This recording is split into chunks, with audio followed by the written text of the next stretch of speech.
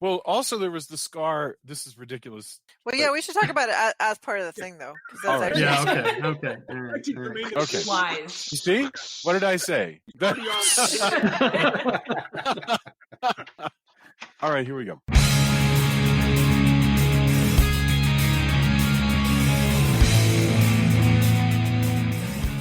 Hello and welcome to Castle of Horror, the show dedicated to horror movies and awesomeness.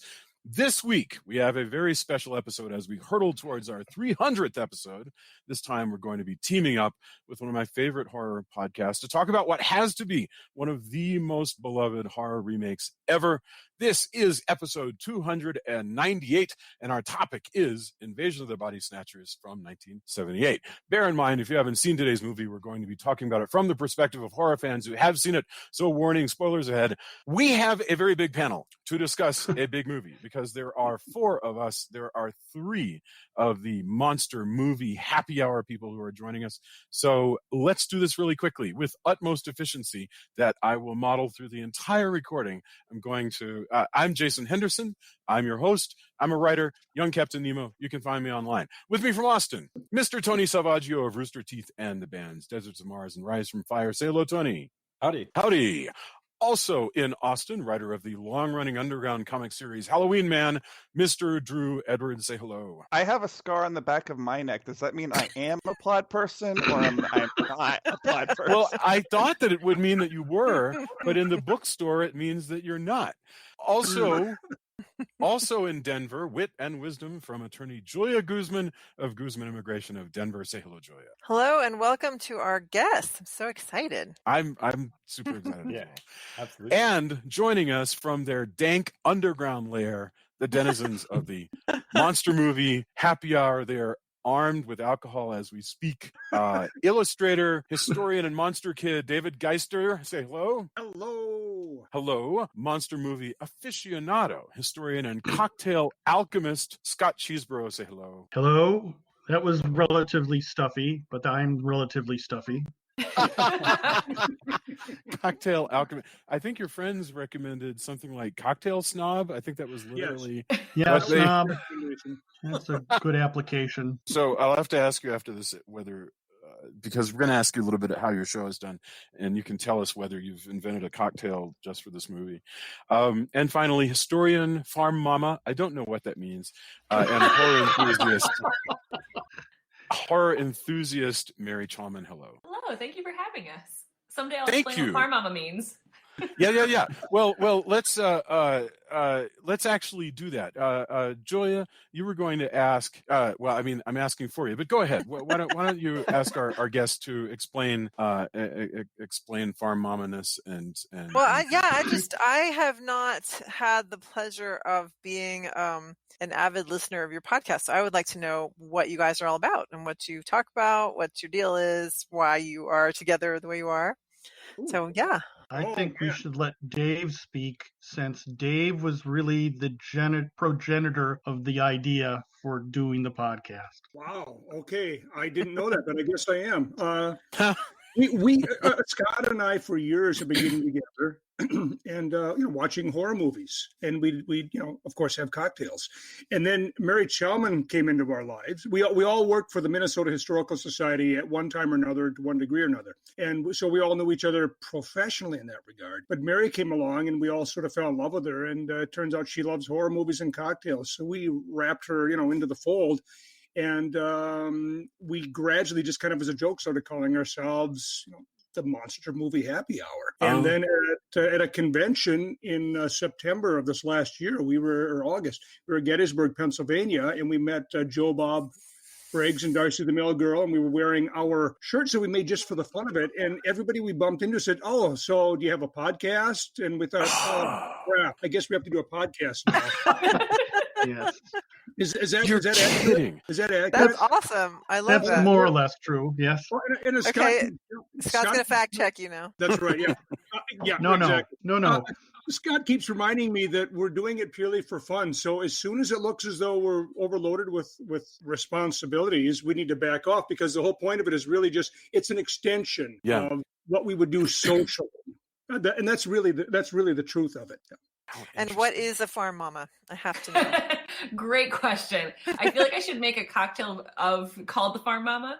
Oh yeah. But it started as a joke amongst friends where I still work for the Minnesota Historical Society at a historic farm, and have sort of become one of the people that takes all the baby animals and adopts all of the tiny critters that needed a little bit of extra love, and so became jokingly known as a farm mama. And I felt like it was a pretty apt descriptor of who I was as a person.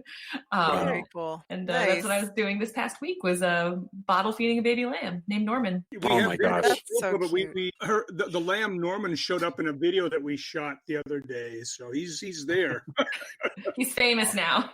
Yep. That's really Well, I will cool. have to check that out. And I have to say, I can see David, and he is drinking out of a tiki cup, Jason. That's appreciate. because of Jason. That's right. Yes. That's awesome. Yeah, that's right. Jason has a California tiki tiki lamp all behind day. him. Well, That's and true. I do. Oh my gosh. Yeah. Do you really? Let's see here. Let's see. You probably If I can't can tell get because this it's on. like There we go. sideways, but I it don't know says if you tiki can bar tell. on the side. Okay, It I'm says gonna- right. I love the, Hey, ah, cheers. Cheers. yes, indeed. It says tiki bar. My parents send us any gift that any like holiday or whatever. They send us very, very big gifts, like just stuff. The bigger the that better. you can't- Open your closet so they can see what you Oh have in yeah, your yeah, closet. yeah. They sent us. Jason has a they sent us skeleton that- in his closet. They sent us Oh, that. okay. Brilliant. And they That's sent very us good. the enormous skull that we used to put out at Halloween. They sent us Until it this, got like, stolen. 6 foot Somebody tall- rudely Oh, stole it. no. Yeah. Oh, That's No. terrible. They sent us like a 6.5 foot tall robot Santa that laughs and sings. Scares the crap out of small children. Yeah. Say, that sounds this truly sounds terrifying. awesome. Can we borrow your parents? I mean, Oh, his parents are awesome. for rent or something. They're delightful. Well, we've been doing the show, because I don't think we've ever talked about it. I think there are people who listen to the show that just have parachuted in, so they may not know. Like we've been doing the show now for something like since June of 2011. I want to say. Wow. Okay. Wow. I know.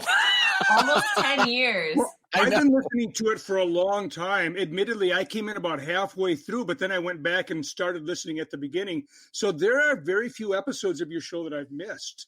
That's I have truly weird. printed That's like many a picture book for a variety of Sorry clients, for you. and the children who read it have no idea of what I've been listening to.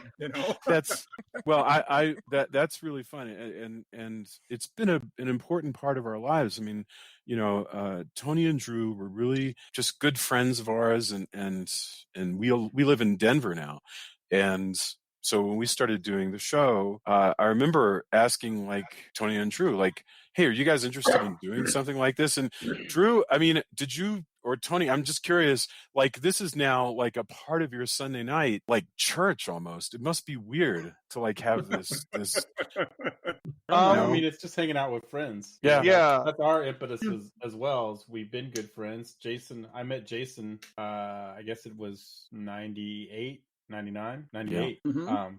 at one of the first at Max. Jesus, that's 22 years ago. Yeah. And then we've been friends ever since, and we've written stuff together. And then we met Drew later on through comics. Yeah.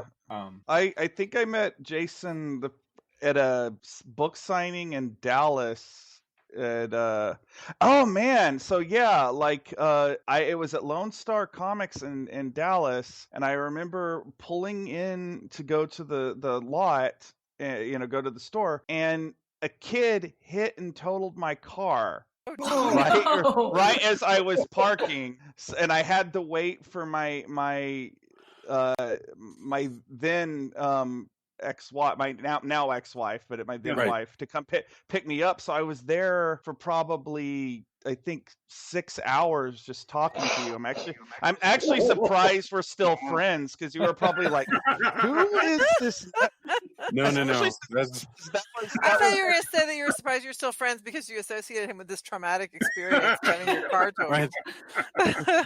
That's hell of a meet cute. Yeah, I know. Oh, well, and I was thinking about the fact that that's like 2003, and if Tony and I met in 1998, actually I think it was 97. Might have been, yeah. We got married in 94, so we had only been married for 3 years when we met Tony. That's fascinating. Well, and then we went to Tony and Rain's wedding. So. Jeez, yeah. And Jason, you and Julia go back to school, correct? I mean, you were in school together. We've met known in each high other school. since we were 15. Oh, okay, that's Impressive. that's pretty sweet. You know all the people. I'm sorry. Yeah, it's because of that we can all spot when each other are if we've all been body snatched. Yes. Yeah. That's my question. Okay, that's my question for Drew and Tony. That's right. If I tell you that Jason is not Jason, will you believe me or not? Absolutely. Yes, unequivocally. I will have your back. And if I say no, you know I've been replaced. Then you have been. You've been. That's the thing. That's Also, that's they will always believe Julia over me because I think it was David Bowles, who's often on the show, who pointed out that if Julia insists that she is right about something, she is right about that thing. There is not. there's if for no other I'll reason just than throw out an answer peace in the household. That's right. Well, no, I mean, this isn't like, no, I'm not making it like an Andy Capp joke. I mean, seriously, personality-wise. No, what he actually said was, Jason, I'll you just got to throw quote an him. answer No, you out got to there. quote him correctly. What he actually said was that he enjoys listening to us argue and that I am inevitably right. That's what he said. I think you got to get it right. You got to give Jason points for making an Andy Capp reference, which Yeah. it's Yes, largely for those of you who are under 50, exactly. I even got Comic one, strip. so Does Andy Capp not? Does that not comic exist strip, anymore? super Is there sexy no- comic strip. anymore. I don't know. think that's the thing. I'm not Oh my sure. God. I right. am under 50, barely. And I will say that I know who Andy Capp is. Remember, the seven of us are not normal. I mean, All right. thank God. I mean, trust me, I know normal people. I don't spend time with them. At least not normal culturally. Yeah. Correct. That's right. Okay. And that is our introduction. Okay. we did it. Invasion of the Body Snatchers is a 1978 American sci-fi horror film directed by Philip Kaufman, starring Donald Sutherland, Brooke Adams, Veronica Cartwright, Jeff Goldblum, and Leonard Nimoy. It came out December 22nd. I didn't know it was a Christmas movie. December 22nd, 1978. It's obviously a remake of Invasion of the Body Snatchers and based on the book, The Body Snatchers by Jack Finney. And in this case, the pods coming to replace people are coming to a large city, San Francisco, and our main character are civil servants, a health inspector and his colleague who discover that humans are being replaced by alien duplicates.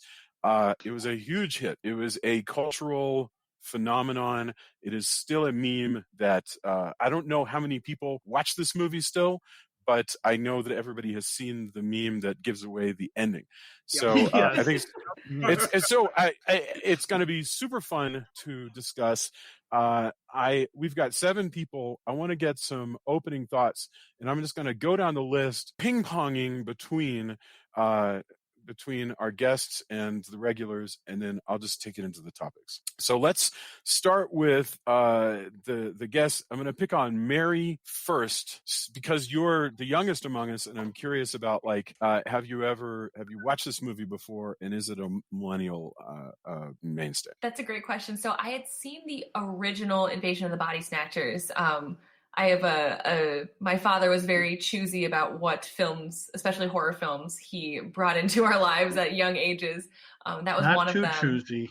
Well, I think he thought he was being choosy, but I don't know if he had the ages matched up very well. So we were exposed to a lot of really crazy horror at a very young age. But this was one of them. And I personally like the 1978 version the best. I think the acting was incredible. But the thing that stood out to me the most from this film is how very relevant it felt. There was a couple of lines that touched me in ways that I don't think I would had I been watching this film at a different time in our shared experience. One in particular was one of the characters was talking about I think it was Elizabeth was talking about her husband as she just starts to realize that something's wrong, or her partner. And she said everything seemed the same, but it wasn't. Right. And I thought that felt very, very current. I also just loved Leonard Nimoy in anything, and he, I think, was a particular bright spot in this film. Love it. Thank you very much, and willkommen.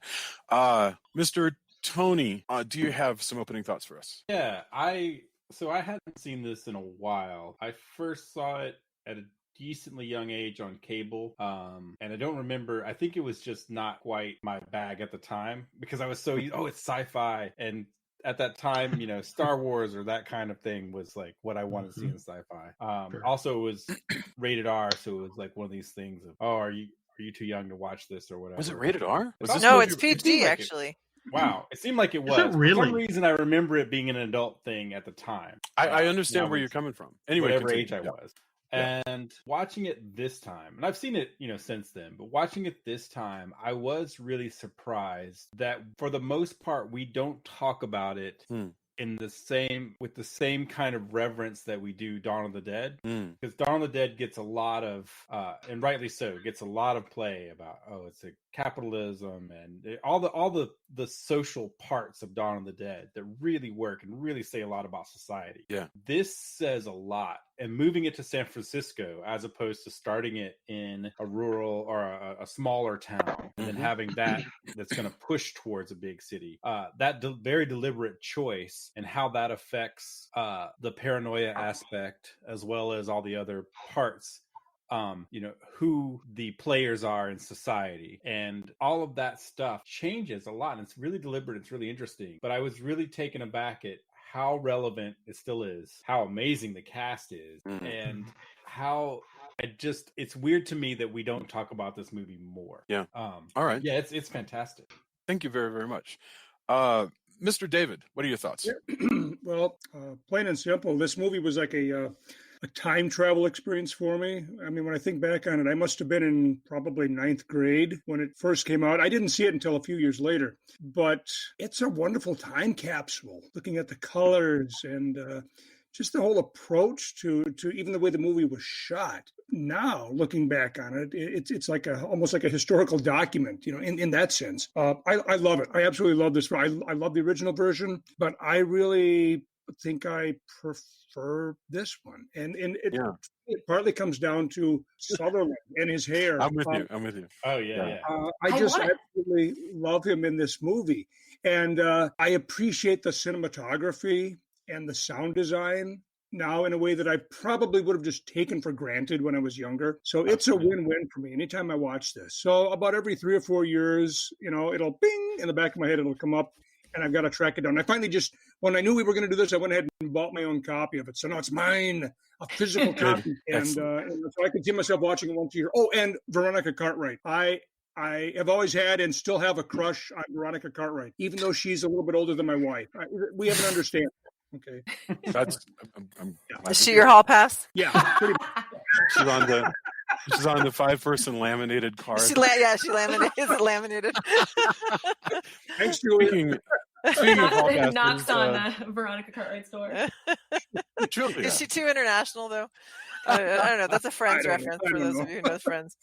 I love this movie. I love it so much. It's just fascinating, and I actually really liked it before. I always watch everything from the perspective of codependent, so I always found it fascinating that the idea that your spouse gets taken over by something, because I always look at stuff as like, okay, that's a metaphor. Everything's a metaphor for addiction, in my opinion. And so it's like, the idea that the person that you're married to, or the person that you are work with, or whatever, is suddenly different than they were before, and they just switch, and you're kind of like, what is it? Trying to figure it out. You're obsessed.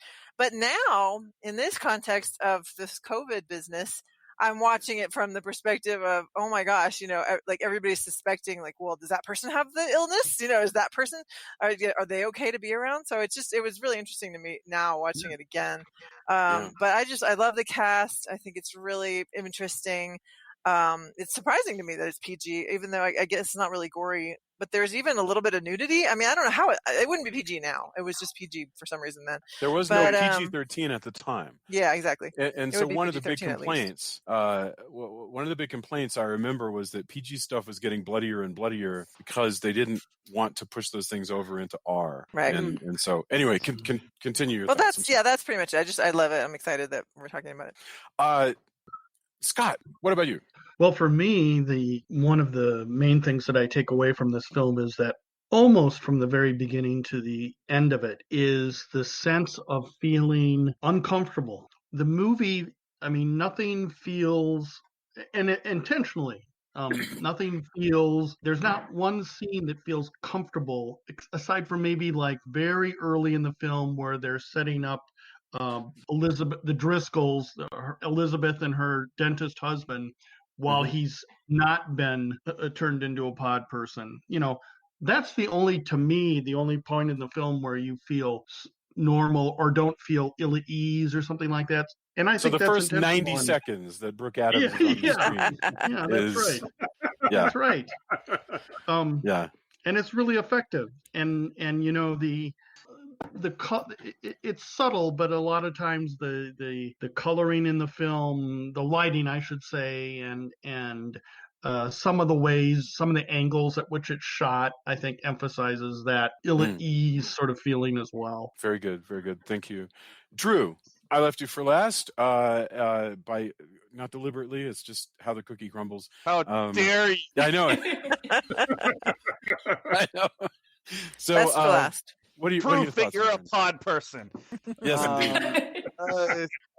Let's see. Well, I'm going to get this out of the way, so I'm not spinning the whole thing talking about the old version. I am probably the lone person on this podcast that it sounds like that prefers the 50s version. I think that I prefer the everyman that Kevin McCarthy is in the original over the sort of more action hero-y Donald Sutherland character.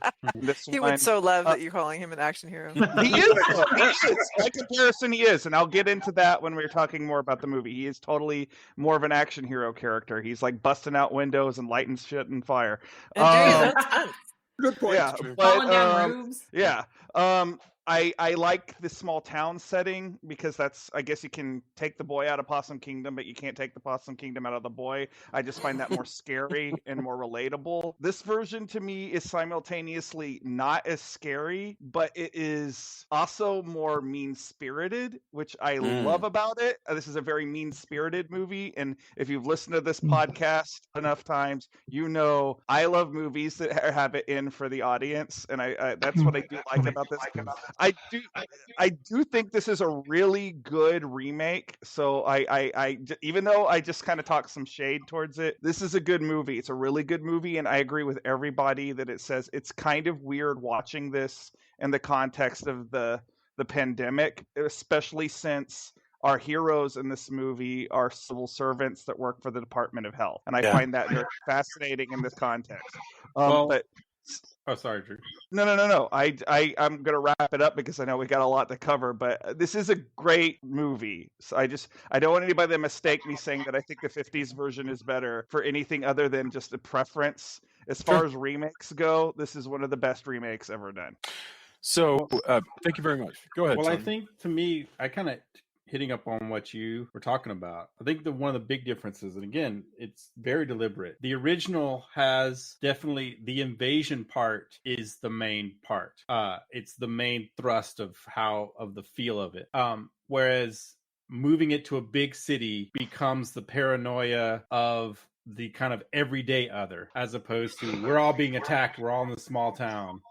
And it changes context a lot to me. And that's one thing that I just kept coming back to as I was watching this with kind of fresh eyes was it's the invasion part can happen much quicker because it's a city. So once they start making, plans behind the scenes and all of that goes really fast. But the idea of like, we don't spend as much time with everybody kind of in the original where they're in the house and everything. We see all of a sudden like, wait, who can I trust now? Mhm. I don't feel like anybody that they ratchet the paranoia of that to everybody in the city much more quickly than they do. Oh, it's an outside force, and I thought that was just fascinating. This to me was more of a psychological thriller than a traditional horror movie, because it was so focused on character and character interactions and how relationships change through this shared traumatic experience.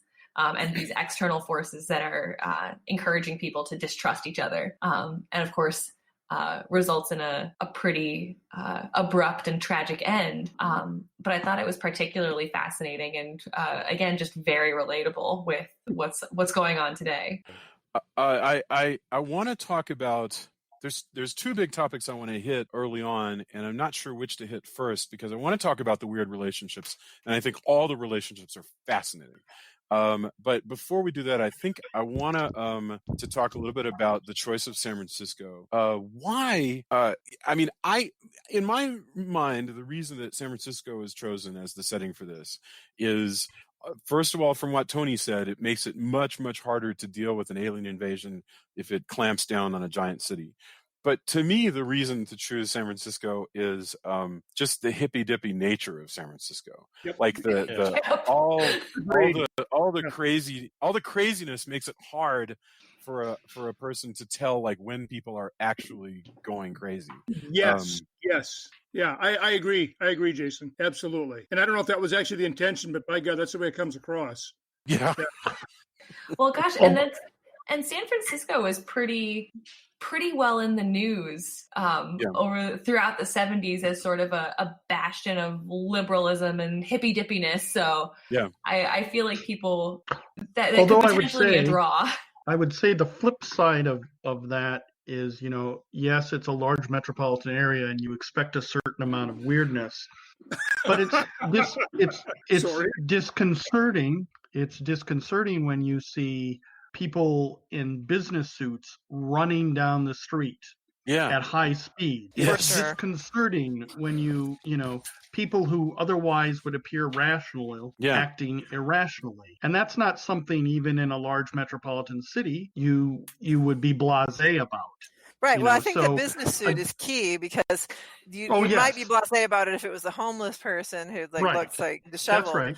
But when they look like a regular human at a regular book signing or down, like you say, on the street, and they're acting weird, or the guy that you get your dry cleaning done with. Yeah. Correct.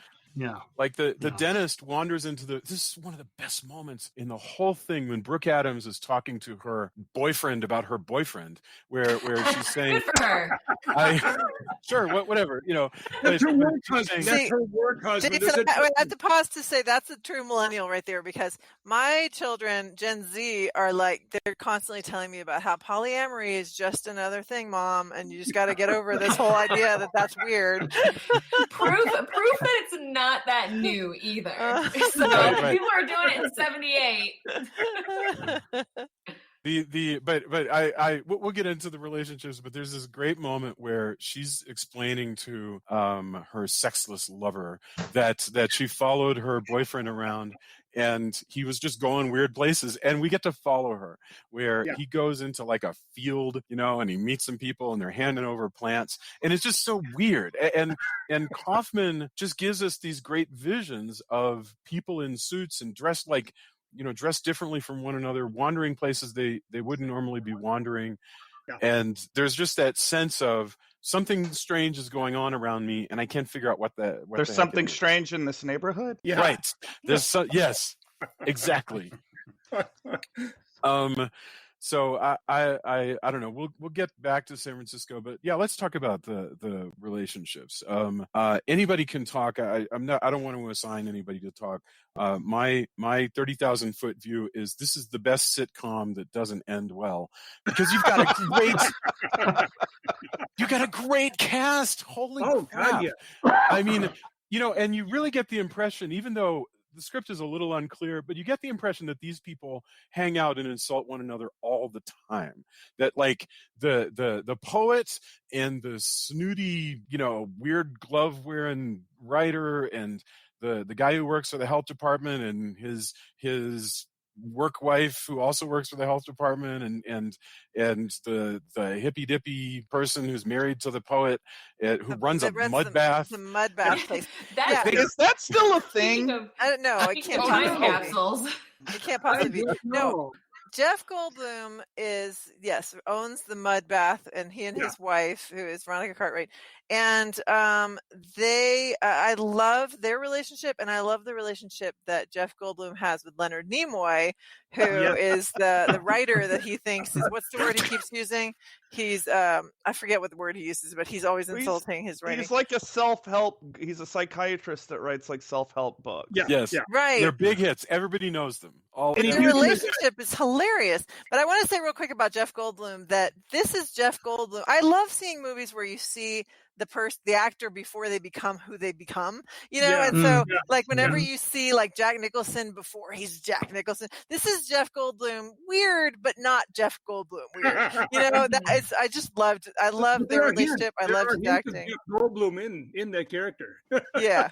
I did notice though, because we just did Jurassic Park a few months back, that some of his Goldblumsms are already on display in here. Like he's already like pounding on stuff a lot. That's true. It's subtle. It's subtle. Yeah. But no, those are great. But yeah, I'd love to hear what people think about the Leonard Nimoy character. I thought he was. Sorry. Oh, you go first. This is a movie. This is a brief thought, but this is a movie filled with guys with amazing speaking voices between Leonard Nimoy, Jeff Goldblum, and Donald Sutherland. Like really awesome speaking is on display. That's all I had. So distinctive. It was kind of comforting in a lot of ways, where they had such fabulous sound design and really excellent speaking voices. It was very, while a truly unsettling film to watch, it was like auditorily soothing in a strange way. This is why we like having Mary around. She really raises the overall level of our discourse. I don't know. I was going to just like jump in and be like, Jeff Goldblum's a babe, so. He is. I've always had a crush on Jeff Goldblum. I have the same kind of crush on Jeff Goldblum that David has on Nancy Cartwright. I mean, not Nancy Cartwright, Veronica Cartwright. I keep wanting to call her Nancy Cartwright. It's Veronica Cartwright. I know. I have to say my favorite interaction, it's a very brief part of the interaction between Goldblum's character and Nimoy's character, is as Nimoy is leaving to assist with the woman who's upset in the bookstore. Yeah. Goldblum is sort of accosting him, and Nimoy's character says, there was this woman in a blue dress with red hair, and she was really interested in your work. And he all of a sudden is not angry at all, and he wants to find that woman. He just turns around and goes. He's gonna. There's that sense of humor that that's woven throughout so much of it, and sometimes you have to kind of look for it. You have to be open to it, but it's there in spite of how grim things can be. And Scott, I agree. Well, it's invented for this movie, right? So it's so cool that they went to the trouble of inventing this group. I call it a sitcom because you could easily have these characters and just return to them over and over again. Oh yeah, they're going to die. I would watch it. I would watch that right now. Absolutely. It's a really great shorthand. Like the economy of the script partnered with really great actors. Like you can see where, obviously Goldblum's character just shows up at all of his book signings. They hate each other, but for some reason it's one of those like rivalry things where Nimoy is obviously just really sick. Just I can't. Oh, look, he's here again. Great. He throws Jeff Goldblum up against the wall to make a point. Right. Yes. But it seems like he loved it too. Totally. I have a question about Leonard Nimoy when he becomes a pod person. Yeah, please. Yeah. Why is he so much better at faking being human than everybody else? Is it because he's inhabited? Well, no, he fools everybody. Yeah, I think it's because he was never truly human. Like the thing is, he was always acting like everybody else was crazy or full of it, and he's the only one who knew what was going on. So he always kind of had that air of detached wisdom. So I think it's easier to keep that going. I like well, also that. his whole demeanor. I mean, I think Julia's totally right. His whole demeanor throughout is, I am a person who can help you. You know, I'm going to analyze you. I'm going to talk to you this way. And he's very measured throughout that. Just by that's kind of how his characters are a lot of times, regardless of, you know, the movie. But I think he plays it up really well here, where people expect that kind of detachment because he needs to be that to psychoanalyze them or to help them. So he's able to play that off because that's kind of his game. That's what he does regularly. So nobody's going to go like, oh, he's asking these questions. Like, that's kind of how he operates anyway. And it's also really a great setup for the twist, because he says, you know, I'm going to help you. And then he gets in the car with the boyfriend of the dentist. Yeah. Yeah. By the way, there was no catch, like, before he was a pod person. Right. He was very, very obsessed with he was very aroused by basketball. Yes. Yeah. That's what I've noticed. Yes.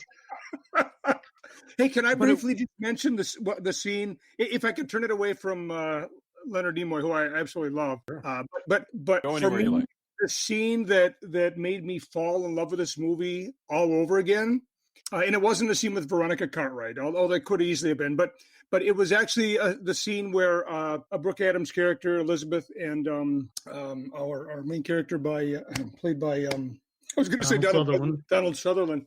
Where they're in his kitchen in the apartment, and just that whole the scene of him just carefully dicing the celery, right, or whatever, and doing the stir fry, and the camera is more or less in one place, this narrow space. She comes into it, and just their exchange is so natural. There's obviously a love there, platonic love, perhaps, it doesn't matter, but there's a connection between those two. It's a romance. No, it's a real romance. And the way that he's listening to her, but he's still very visually, at least, focused on what he's doing, which is what we all do in our own lives, right? You know, it's like that was not played for the camera per se. That seems so natural.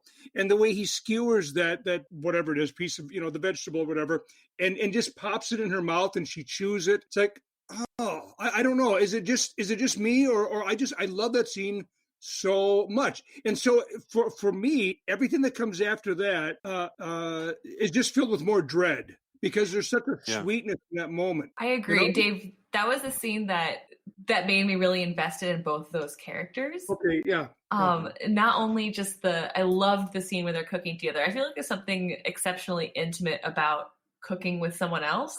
Yep. And I think that they showed that so effortlessly, and it felt like breathing. It just felt like it was natural.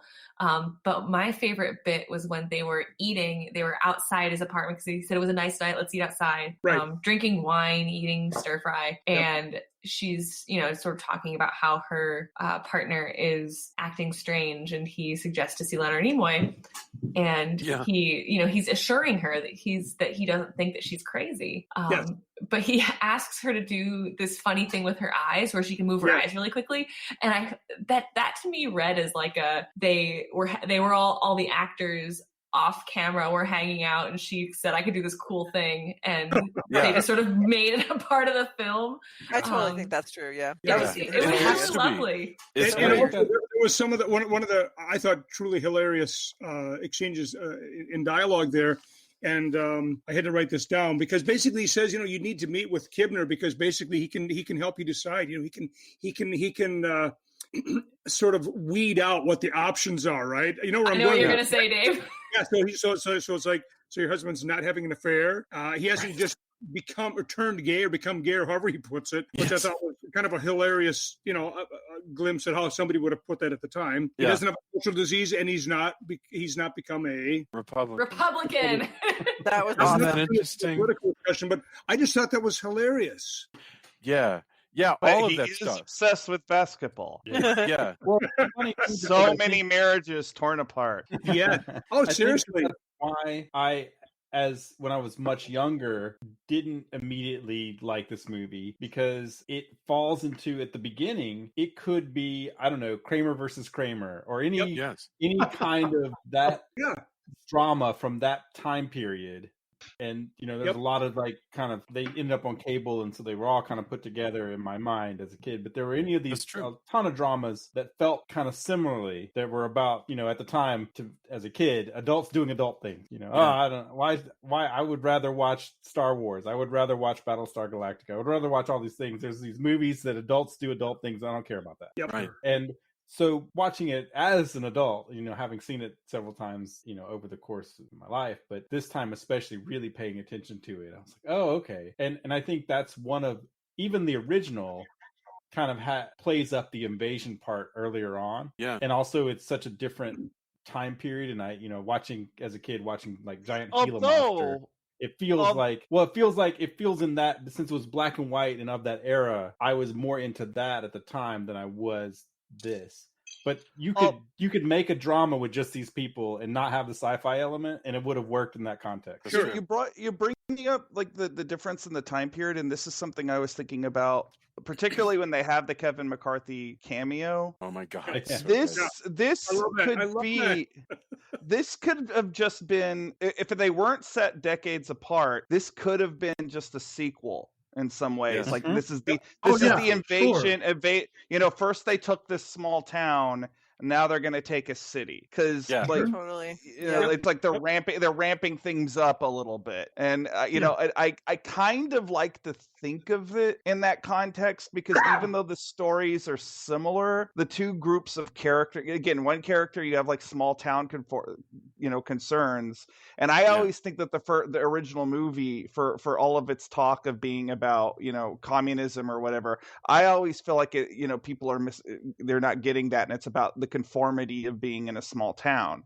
Mm-hmm. And that's one of the reasons why I always, even though I'm from a small town, and as I pointed out, like I carry some of that small townness with me for the rest of my life. Like I also never felt like I fit in there, so there's this constant pressure to conform, to sort of be a pod person. Yep. And then you take it into the city, and like what Tony was talking about is suddenly it's less about the pressure from the town and from the people in the town, and it's more like the pressures of like your job or the political system or the relationships, things like that. So it I don't know, like I like thinking like this is why, like, even though I prefer the other one, I can't exactly write this one off because I feel like they complement each other well. Like when they're talking about they're taking the same plot basically, but they're using the metaphor slightly different because the environment's different.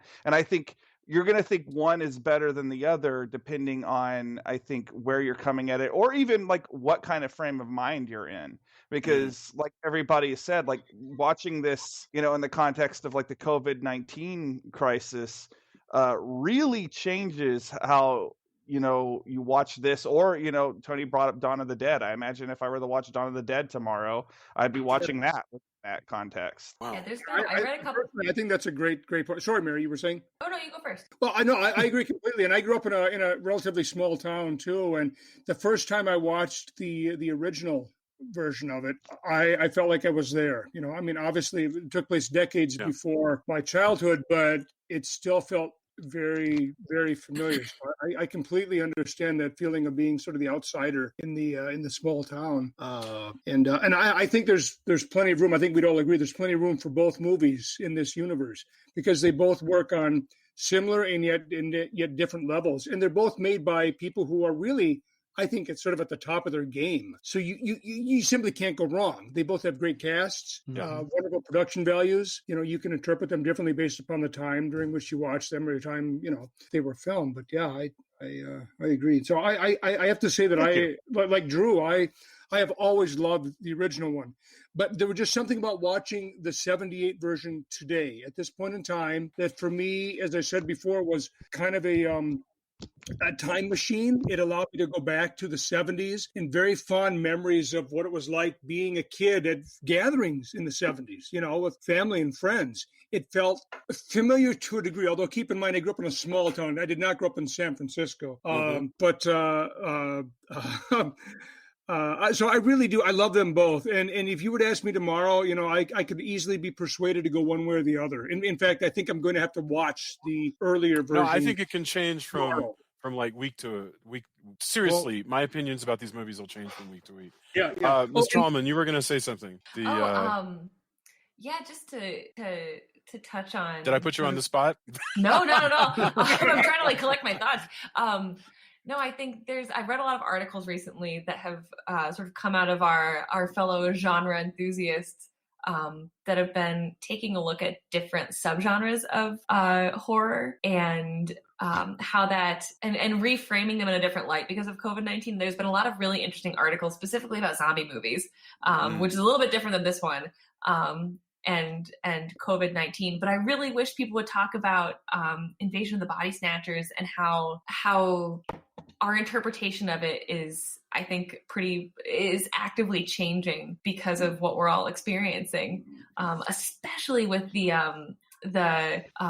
interpersonal interactions and the relationships there. I feel like that's been the biggest area of change that I've seen in my life because of this. And I think it's really interesting that that's the focus of this film too. It feels like a more, to me, it felt like a more realistic interpretation of a crisis as opposed to the previous one where it was sort of, where it was like a immediate crisis, needing crisis response, the whole movie. Well, if that makes sense. I would say that having watched both films back to back. Yeah. Did you watch them both today, Scott? I watched them both today. Then That's awesome. What I would say is that, as everyone already here is established in the 1978 version, you have this core group of people who definitely have a good relationship or friendship, or at least they're in contact. And whereas in the first film, the 50s version, the doctor in town has a lot of relationships with a lot of people, and there's a lot of people that you see him having interactions with in that film. I mean, like rapid fire. And so, yes, it's established that he has good friendships, but there's not that rapport, if you will, that you establish in the later film. Yeah. The earlier film is still good. I wouldn't dismiss it, but it's the friendships there you're supposed to take it for granted that these are and you don't really see evidence of it per se. You know? Yeah. The only ones who were like the strong friends in the first one is he had that married couple that he hung out with. Right. That he brings the new girl into sort of their lives. So they're forming that cast through the course of the picture. In this one, we come in and they give us shorthand to let us know these guys have been sniping at one another for a long time, which is so very familiar. Awesome. The thing I was thinking about Kevin McCarthy, when Kevin McCarthy hits their car and he's like, they're coming. First of all, it's delightful. It made me laugh out loud. And in my headcanon, just like Drew was saying, it feels like a sequel. In my headcanon, he's just been doing this for 20 years. He's like, they're here. They've been here for 20 years now. Exactly. He maybe occasionally he doesn't act out and he's living his normal doctor life, but every 6 weeks or so he goes on a bender and just like so he's still out there. And now the invasion has finally caught up to him, and I love that moment. I love it's just so masterfully done. There's so many little bits that make out. I'm sorry, David, go ahead. Well, no, I was thinking somewhat the same thing, but something that also made me fall in love with the characters again, and we were talking about how you shorthand dialogue and character development, and one way that I think they did that was the fact that as they're driving down the street and just before they hit him, Donald Sutherland's character is telling a joke, Yes. We already told before. And camel corn. And of course, the three of us are history people, so I'm thinking, the camel corn? Oh my God, let's talk about that, right? And he did the accent too. He did the very the posh British accent. Exactly. And he doesn't wall behind me here, but finish the joke. But what's the punchline? Exactly. He doesn't even need to finish the joke. She's heard it before, but she asks him to do it again, and then bam. He accomplishes two things. Completely sets us up so we're in a comfortable, relaxed place. so that Kevin McCarthy can actually crash into the windshield. But it said so much about the nature of their relationship. And so like that earlier scene where he pops that piece of celery in her mouth, it's like, I just loved these two, you know? It was a simple scene. It was just masterfully played. Yeah. For those who want to know the rest of the joke, I can tell it to you later. Oh, nice. That's very That is exciting. so mean. Tell us now. Scott, You wanna hear it now? I don't see why we shouldn't hear it now. If Okay. people don't want to hear it, Of they course. can always hit No. forward. But I think that Okay. we should. Yeah, please. So the joke is about the British Camel Corps being surrounded by I'm gonna do it with an accent. Rommel's Africa Corps, and the officer says to his men, he says, "Men, I have good news and I have bad news. Which would you like to hear first?" Is somebody about to crash into your room and kill you or something now? I I'm gonna go through the window. I hope not. I hope not. This would be an ignominious death. So I haven't heard that word used in conversation ever. I know, it's been ages. You're telling the story. okay. So all right. Okay, so I've got good Please news and follow I've me. got bad news. Good news, yes. And the bad news, or the good news, is that we've got. You know what? I'm going to screw this up. They're here. They're here. No. If you want, It's something like Scott? now I've screwed it up and I'll remember after. Scott, if you but want, you can go look it up and you can come back He tells jokes like I do. and tell No, a no. joke normally later when in I the don't show. have a peanut gallery making jokes while I'm trying to tell the frigging joke, My bad. I Sorry. wouldn't have this problem. Usually it's a one-person peanut gallery, and it's me. That's right. Mary is the instigator. Mary is the peanut gallery. You walked through our show, which I think is just alternately just Castle of Peanut Gallery. That's our bad. Peanut gallery of horror. Equally so. Julie, did we just run this off the rails? Did we just how far go? Yeah. Totally. But I have to hear the end of the damn joke. Well, again, I'm. It's not going to be funny because I don't remember exactly what it is. But what it ends up. Wait. Okay. No. Jason, I save swear, yourself. let him finish the joke. I swear, Okay. I will reach through the internet and slap you. So Even if I knew it at this point, it wouldn't be funny. I don't think it was funny to begin with, quite frankly. But I only brought it up because I know it. You know, This is the best moment of the last year, honestly.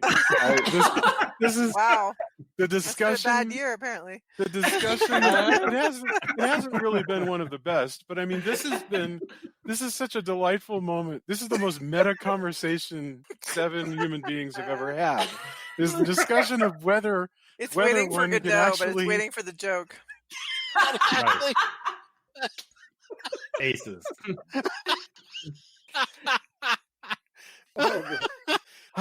yes, go look up the joke if you like. We can come Okay. back in a special follow-up or even the end. Or we can post it on the Facebook page, whichever. Oh my God. whichever makes the This is most like- sense. But This is not just as funny. for everybody who's listening. This is just to give you a sense of the frustration that we felt watching the movie, not knowing what the end of the joke was. It's right. So- So Oh my God. Kevin McCarthy is the punchline.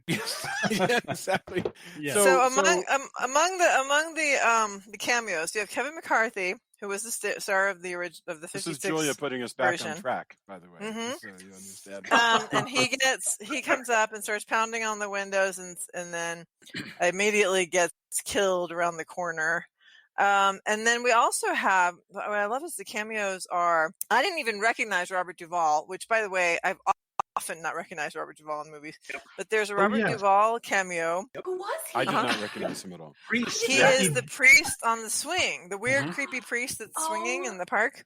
Yes, I noticed the priest, and it was like, that's so weird. that right? wouldn't play well these days. But Oh God, no! oh my Totally. god, that was Robert Duvall. He And did that then for Yeah, free. right. the person who directed the original, the 56 version, Don Siegel, is the taxi driver, and apparently he was driving them around. Donald Sutherland and Brooke Adams, is that her last name? Brooke. Yes.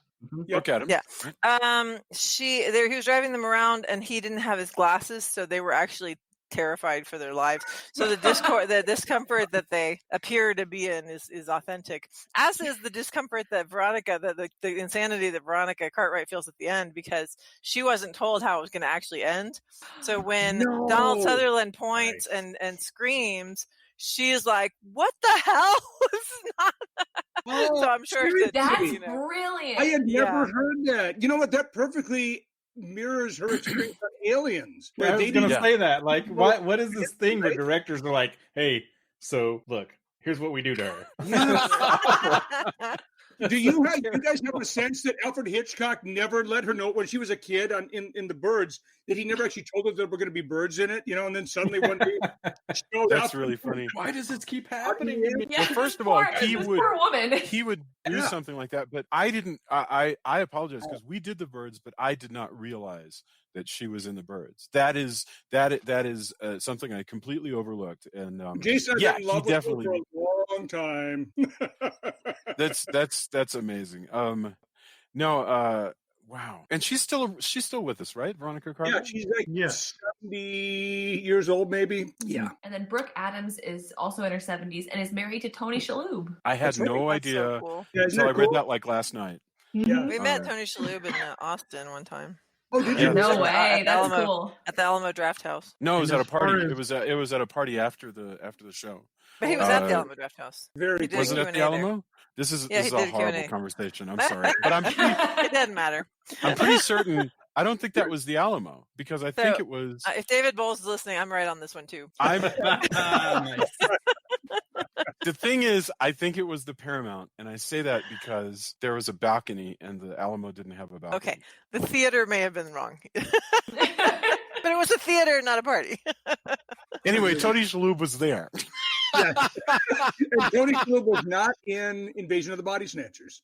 No, That's not in- right. that we it's know of. so Not weird. even the- I might edit out that entire digression, but Okay. but Well, I have yeah, a punchline for the joke now. Okay, Yes. time for the Okay. joke. I'm So- actually I'll be nice and listen quietly. Okay. So the joke is, again, so you have the British Camel Corps surrounded by Rommel's Afrika Corps in the midst of the Second World War in North Africa. And they've been surrounded for 40 days, and the British officer in charge says to his men, he says, men, I have good news and bad news. And the bad news is that we are surrounded by camel shit. But the good news is we have plenty to eat. Not my joke. It's Scott, I'm gonna try that one out at work tomorrow and see how it goes. Yeah, you That's will. not my joke. you'll have to Not my joke. you'll have to, but for completeness, we did get to hear it. Yeah, Mary, you'll have to tweet like just how that goes. I'll report Okay. back. You can live tweet telling the joke, and Yeah. actually, the funny thing is, you can make it stretch like over like an hour. I just want Yeah. everyone on this journey with me. I'm telling this joke. But you should make them wait for the punchline first. It's Like, you the- should set it up. I'll make them And wait then, for like, Yeah. Ooh, Hour before later. you do the Yeah, punchline, post either a picture or a GIF of him banging on the windshield. Yes. So you bang on, and then you're like, is he gonna finish this? And then you finish it. That's gonna be my colleagues when I tell the joke. They're like, "Let me out! Yes. Get me out of here!" You'd I be just- surprised how many Jason- times that happens to me. Movie came The, out. Jason is going to have to do a whole lot of editing for this episode. Oh, I no, might it's not. raw, man. You just let it fly. Leave it all in, you coward. I'm actually I want fine to with apologize in all of this. advance for killing your show just short of the episode. I think so Joy close. and I trying to decide which theater we met Tony Shalhoub in a party after is probably not going to make the cut, but the rest will probably keep. What are you talking about? That's contextual. That's how we know that you're really you and not a pod Oh yeah, person. there you go. It's true. It's important to know. The real Jason would know that I was right. But the real Jason would still keep arguing. That's what you're missing. What you're saying is you're not the real Jason. You just admitted you're a person. Go ahead. All I was going to say is simply because we've gone all down all these other rabbit holes and divergence, I have to add something about Robert Duvall's appearance in this movie. Mm-hmm. So Robert Duvall was in San Francisco for something totally unrelated to this film. And somehow somebody related to the film said, "Hey, would you mind being in this shot?" And he's like, "Okay, sure." And so he was paid nothing. He's not in the credits. And he was apparently compensated because it was cold when they did the shoot. And they let him wear this really nice jacket from some top end store. And they said, "You can keep the jacket after he was done." And that was his pay. That's nice. so cool. So, It was an Eddie Bauer jacket. Oh, okay. According to Right. IMDb. Eddie Bauer. Okay, all right. Well, you have to admit it's a very creepy. It's a very creepy a shot, don't you think? I mean, I don't know what it means, but it's super creepy. creepy. I don't either. But it's so the first weird. time we have a human being who maybe is not quite right. Yeah. We get So- the peel shot. Can we talk about that a little bit? So has the alien? I want to talk for a moment about the alien technology, and then I want to talk about the spaces, because the spaces and the photography. But first, the alien technology related to that creepy moment and others. So the space flowers come from outer space, and they obviously have some version of themselves that is capable of entering the atmosphere. And so then they filter on down as little spores, and then they start growing real quick. And so are we to assume that by the morning that they've already started taking people over? Is that, forgive my stupid question, but immediately. so like it started immediately. So Yeah. okay. Any place where the little plant, the little flower pot is, overnight it grows into a human-sized pot. As long as it's near a human that it can grab with its tendrils, it becomes that person. What I want to know That's true, is, because and Leonard there's- Nimoy says, I heard about this for a couple days. I've heard for what I want to know is, people. and there's no way obviously for us to know, but what I want to know is, once they've taken over the world, all the people, then do they just get rid of the people, and are they just plants? Like, what is their preferred form? Is the only reason they're taking over humans so that they can get rid of the people because they're the ones who obviously are going to make things difficult for them? Or are they going to be people? Like, that just seems kind of odd. That's a good question. I would say presumably they'll be whatever was on that planet. I mean, if they had landed on Mars, for example, and there were Martians there, they would have all assumed what Martians look like. But I don't think forever, or just until the last one was I'm around? wondering. I'm wondering if what they default to. Tony, what's your theory? I get the impression, it's always been my theory based on the beginning, that they take over a place and then possibly molt again back into these traveling entities and then move on to the next place, or their progeny then turn into these kind of spores, and then just keeps going that way. So this may not be their final I form. agree. Yeah, that's sort of my feeling too. There's a line that I think Leonard Nimoy says when he's when Matthew and Elizabeth, Donald Sutherland and oh my gosh, Brooke Adams, thank you, when their characters are have been captured by the pod people, that I wrote down because it really stood out to me, and he said, "We adapt, we survive," and to me, that's their end goal, right? Is that there's no sort of higher purpose besides survival, and they move from place to place, they take it over, and then they move on after they've exhausted all the resources. Yeah. Whether that be like hosts or whatever.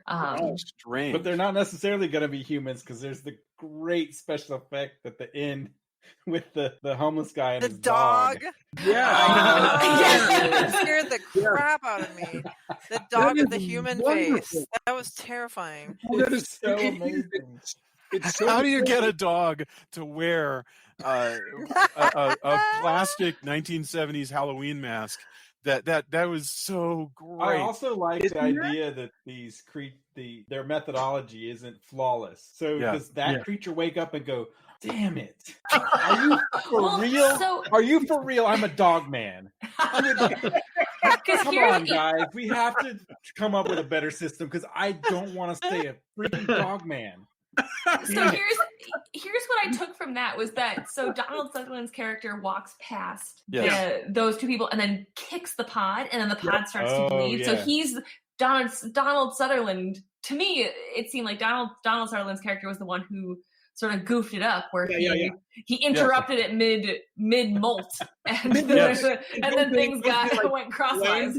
Is the suggestion is that the goo from both pods sort of blend together or something like that? Yeah, maybe. That reminded me of. It's more interesting to me to think that they actually can go after our wildlife, because that's a that reminded me of the empty child in Doctor Who, when the I forget what they're called, the little particles that are like the healing particles are trying to fix people, and so they find a kid with a gas mask on during the Blitz in London, and they decide that's how people are supposed to be, and so they start making everybody look like that. It was so weird. Such a good episode. God, what an absolute nightmare. Oh my God. So if they weren't emotionless, you can get the impression that the other pod people, hey, Fred's a dog man. Fred, how is it being a dog man? You're stuck that way until you molt. He's whistling and like throwing out treats. I like the idea of a dog man. Like every time a dog barks, like what would he yell? What would be the equivalent? Let's be quite frank. The moment he starts to lick himself, yes. It's just. But all of these alien guys are basically carrots. They're right. It wasn't me though. David. Blame it on this. You're not wrong. All these alien guys are what, Jason? Well, I mean, they're basically carrot people, right? They look like humans, but they're not really. They put on clothes that they get in the closets of the people they've taken over. Right. But they're basically just vegetables. They're mushrooms or carrots.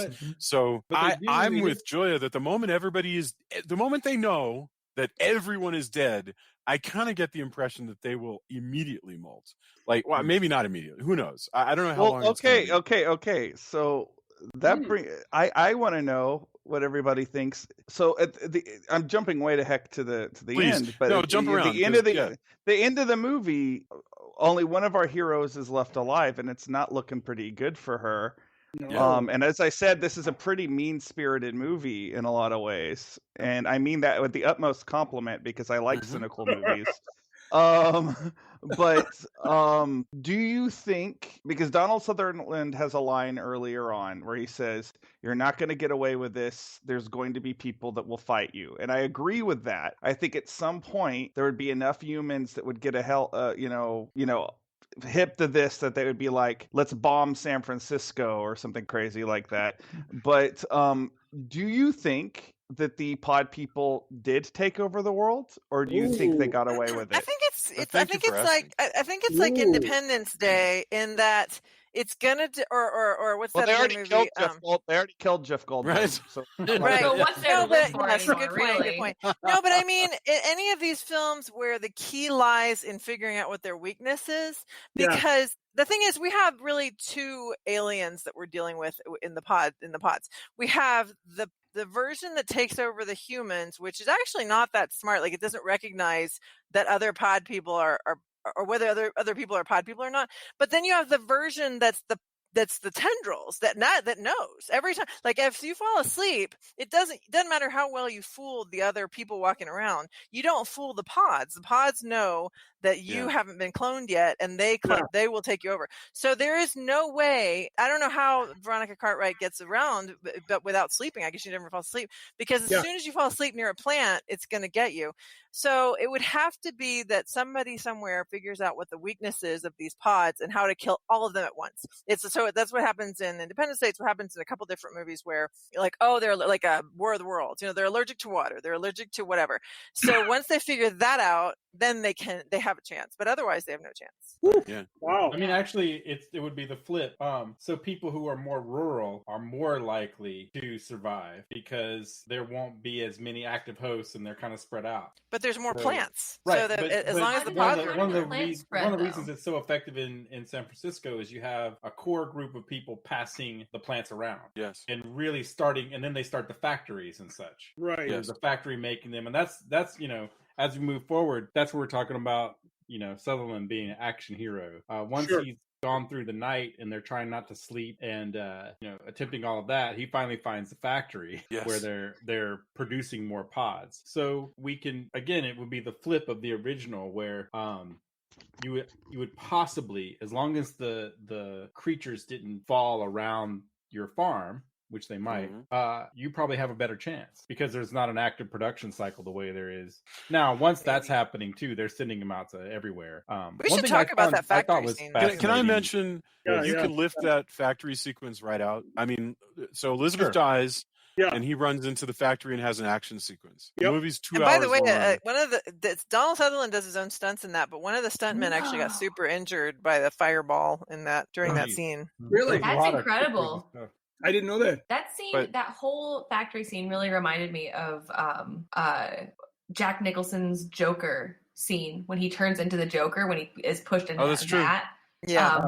At least visually, that's what came to my mind. It's an exciting scene. I definitely agree that's where he kind of has the action hero thing going for sure. But you can literally, can see the seams. You can look at that movie and go, Elizabeth just died. I'm going to run in here. I'm going to run back out. I'm going to hide, and I'm going to get caught. And Veronica Hart, that's the end, right? That scene you can cut it out. To be in there. No, you can't. Right. No, you can't, because that scene is to set it up to make you think that he is victorious. There is hope. And it is more of a gut punch at the very end where he holds his finger up and does the scream, because you think up until that point he might be. You've just seen him do action hero stuff. He's running around. He's got his John Constantine suit on, and he's doing action hero scene. And you're like, okay, the good guys did get a lick in, and. Then the ending comes along and he's going about his daily grind, and and then you get to that moment, it's like they take a sledgehammer to your gut. Like I remember the first time I saw this, I felt like just and that's one of the things that I do deeply admire about this version, is that it is. Again, I'm just going to keep saying it. It's so mean-spirited. It hates the audience, and I love that. That's so funny. It. I don't feel that way. I get. Oh, this movie hates all of y'all, and I mean that. I mean that in the utmost compliment. I think that is Judas said this movie hates you for enjoying it. When you say that, it makes that any movie, no matter the genre, that has a sad or less than positive outcome, does that mean they hate the audience? That's my question. Context is important. Night of the Living Dead hates the audience. I disagree. I just don't feel that way. Night of the Living Dead hates the audience. American Werewolf in London hates the audience. And this movie hates the audience. And that's how interesting. But I kind of think it's a 70s frankly, thing. Fuck us. Yeah.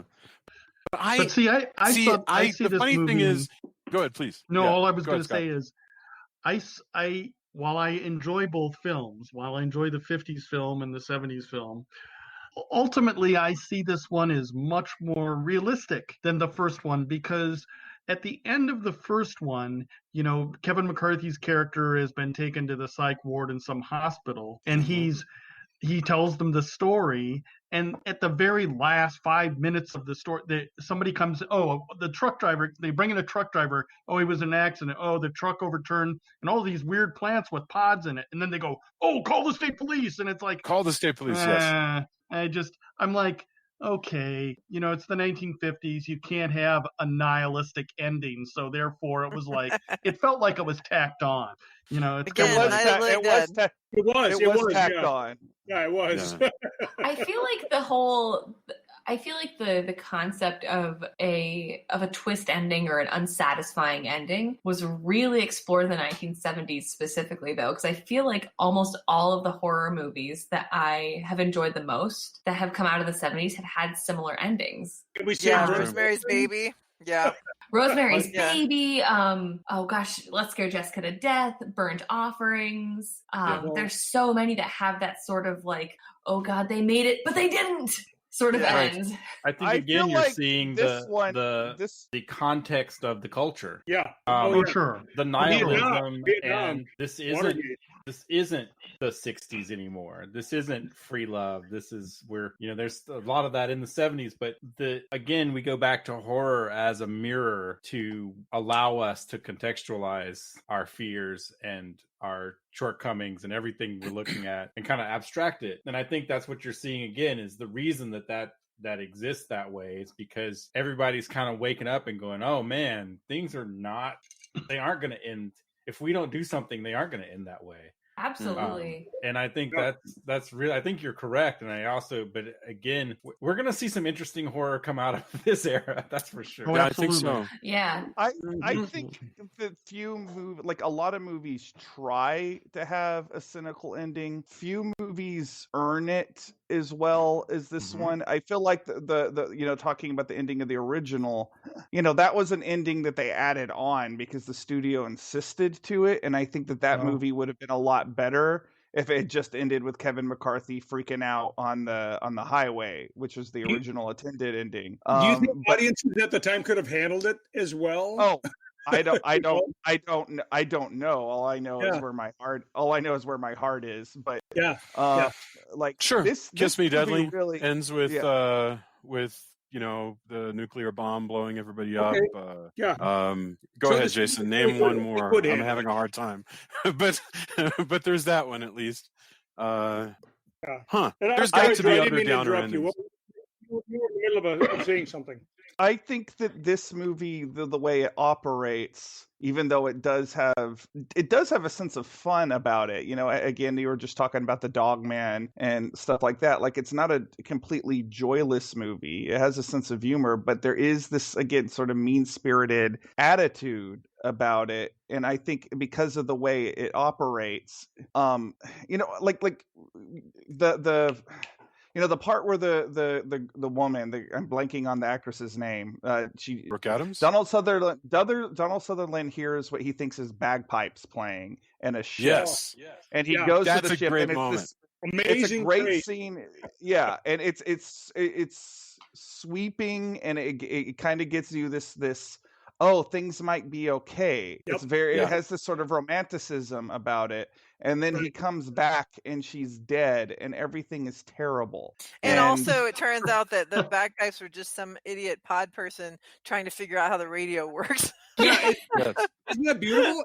I mean, really, isn't that just wonderful? It's amazing. It really is. I mean, it totally messes with your expectations. Mm-hmm. Yeah. The thing is, for me, from start to finish, messes with my expectations. Agreed. Yeah. I am not bothered by movies.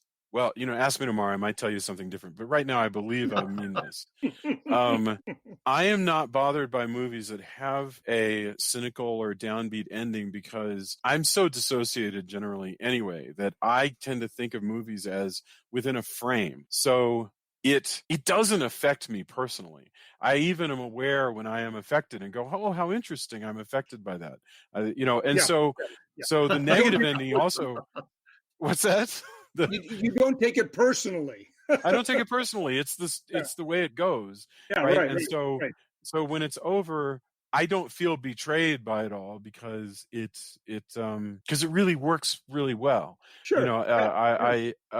So I hear what you're saying, Drew, but it doesn't. If that's the case, if the movie kind of feels like I'm mad at people for coming to see movies and I'm going to punish them by giving them a downbeat ending, I don't think that it's precisely that. I just think that sometimes people model. Right. Yeah, sometimes people need a bitter pill. Sometimes people need a glass of cold water splashed in their face. Sometimes they need a cruel clown, and that movie is this. Yes. And I think that that's okay, because like sometimes the only way you can get people to get up and actually make change in the real world is to get them a little bit pissed off, and it's art's job to do that sometimes. I had an interesting conversation with some friends about something similar recently. I mean, specifically in regards to our sort of the life that we're living today. And I totally agree with you. And I also don't think that it needs to be sort of a depressing, entirely nihilistic thing. The way I described it was like a happy nihilism, if there is such a thing. Totally. Where it's everything doesn't matter, but that makes everything matter. Yeah. So in the face of alien invasion and the inevitable creep of these pods throughout the world, the most important thing is the people around you. And to me, that was quite an uplifting message. So that was a big takeaway for me. That was actually, for what it's worth, like even with the twist ending, it felt like a feel-good movie, for lack of a better term. I think I know what you're saying, because I feel things often the same. Because in the end, he nearly makes it. It's just by chance that he ends up getting caught, and it's He's so close. As the official keeper on tracker with this person, I've been doing a terrible job, but we really probably should start like wrapping things up here. Okay, then let's do it this way. Everybody say, your listeners. I just want to call out a thing that I don't know if we had it mentioned, and you can each just say something that you really positively reacted to, and then I'll, if you want to, that we haven't mentioned, and then we'll just do final thoughts and endorsements. So the thing that I wanted to call out is I love the use of space. The way that when the camera is following Brooke Adams around and her flashback about following her partner, there are these wonderful moments where she's like looking down like an escalator or something into like a lower level of a building that he's meeting in, and everything looks just very, there's just a hollowness to all of these spaces that is wonderful. I just really, I love how they're all presented. Like think about every dreary city center that you've ever been in where there are liminal spaces where you're like, I don't know how close I am to any particular entrance to anything. This is just a horrible, big, hollow lower level next to an escalator. Like who in God's name would meet there? And it's funny. And He's been obsessed with this concept ever since we went to Disney World a few months ago. There's all these spaces in Disney World where you're like, what is this? Why am I standing in this space? And clearly it's something where something was intended to be but is not now. And this is, by the way, how I amuse myself as I move through life, because I can stand in a place where there is nothing and be amazed at the nothingness of it. But but I love the use of space in the film. So that was, for me, that was something that I wanted to throw out. It's very interesting how architecture is reflective of its time. Yes. I don't know enough about 70s architecture to speak of it, but I know enough, as much as I want to know about 70s architecture. It's like it's all like Soviet bloc stuff. It's all just ugly big squares. Yeah, all rectilinear bullshit. Yeah, in my opinion, in my very humble opinion.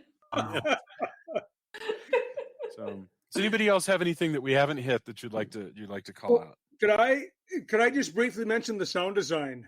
Oh yeah.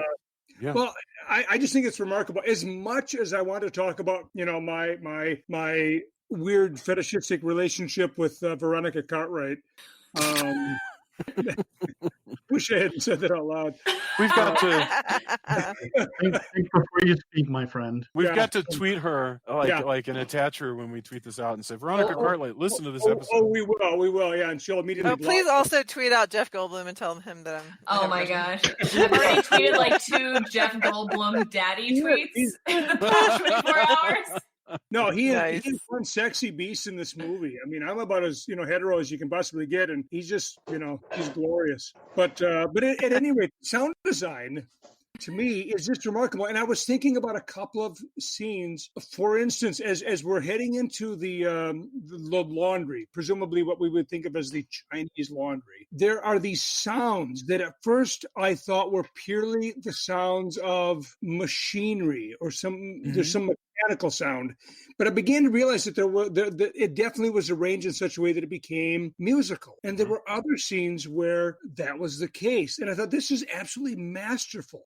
Scenes in the massage parlor mud bath, where you have both the sound of steam being expressed, and there's some of the sort of a mechanical sound running under that, and yet it's musical in some way. Does that make sense? Yeah, and the pod sounds. The pod sounds with the ultrasound, the Doppler kind of sound, and all the weird screaming of the pig squeals and whatever. The pig squeal.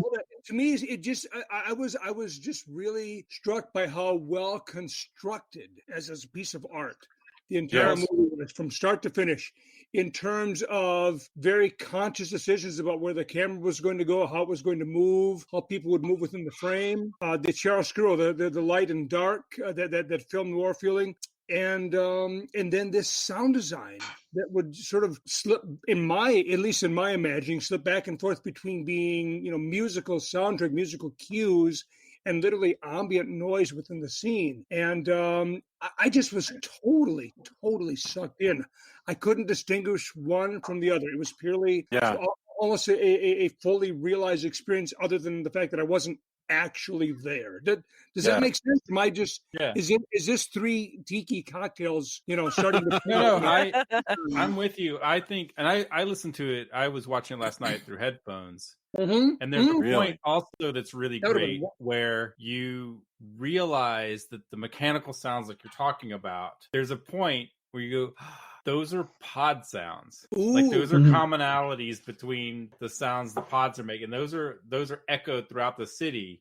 And there's a point where if you listen, you're like, oh, okay, because they'll recur. It's done really well. Or they're evocative of those sounds. And so there's this kind of repetition of some of those sounds, which is, a lot of what you're picking up on. Right. And it's genius. Like they did such a good job. It wasn't my thing imagining then. Yeah. My thing was the effects, especially the transformation sequences. I know, there's people who go, oh, those were really good, but watching it this time, I would say those are some up there with American Werewolf in London as far as just really especially Brooke Adams, done. when we actually physically, visually watch her get sucked, her actual body just kind of gets sucked into itself, and it's wasn't that amazing? Or whatever. It was amazing effect. It reminded me a lot of Indiana Jones. Which part are you talking about? When they melt? When they melt, in the first one, when they This one, but it was similar but different. Where this one, where she in Indiana Jones, it's much more spectacular. Well, also like viscous and liquid. There's liquid, just goop coming like out. Wax. Like a candle, basically. But with her, she just dries up. And I think that's the perfect way to describe it, where she just sucks into herself. When her cheekbone sort of folds in on her jaw. Yes. I don't know how they did it. I don't know. It's possible that it did it in reverse. Maybe it's a balloon that we're watching in. Oh, that could be. Then, I don't know. I really. Jason, there's a certain amount of sort of reverse film technology here with tendrils creeping and flowers popping out. I've listened to Kaufman talk about it and read it on any number of sources where they did reverse film. But I would it's way so tempting to want to make a slam against CGI, and I don't intend to do that because they're amazing computer graphic artists. We all know that. But I have to admit, the physicality of these effects, the fact that they're literally happening in front of the camera, even if they're even a little clunky every now and then, a little shaky, to me, that just makes it seem that much more real. And actually sort of hits me at a gut level. I think that's always the best. Is you can do some amazing things, but having a physical presence is always, if it's something. But I also love the Goldblum pod as it becomes more and more him. So it's kind of generically you go, oh, it's him. We get it. But as we see it form, and then they start more of that later on. But that's the first time, and just all of it makes sense, and it feels, oh yeah, that's what a pod person is. We've never seen that, but it has that like, oh, that's if I saw something, because somebody really paid attention to kind of naturalistic forms, and you get the impression that this gelatinous kind of forming is how that would work. And birth. There's a lot of birth stuff going on with especially when Donald Sutherland is asleep outside, and all of the pods are being born, and the one of him is like screaming, kind of. That's very. I mean, it's very similar to how babies come into the world.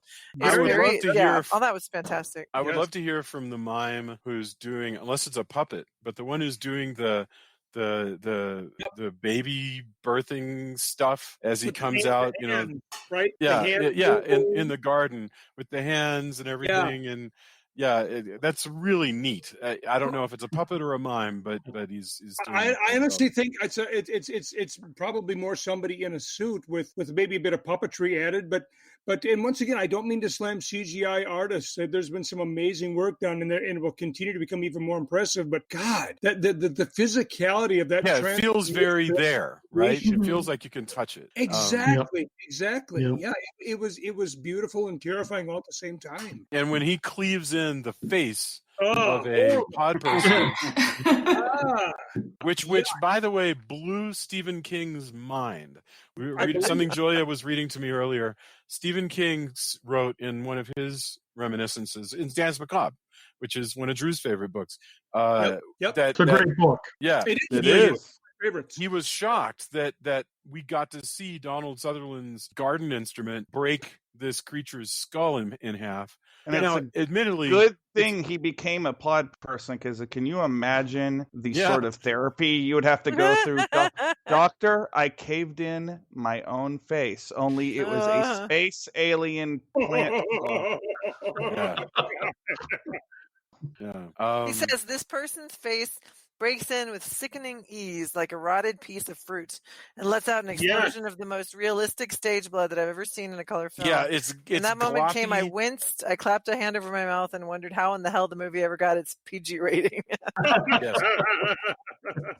It is pretty, but and the only reason I can imagine why it didn't is because even if the blood looks real, the face looks like a pumpkin. So I mean, you look, so it, it probably skirted by with the MPAA by the producers saying, listen, he's breaking a pumpkin that looks like a person, and they're like, okay,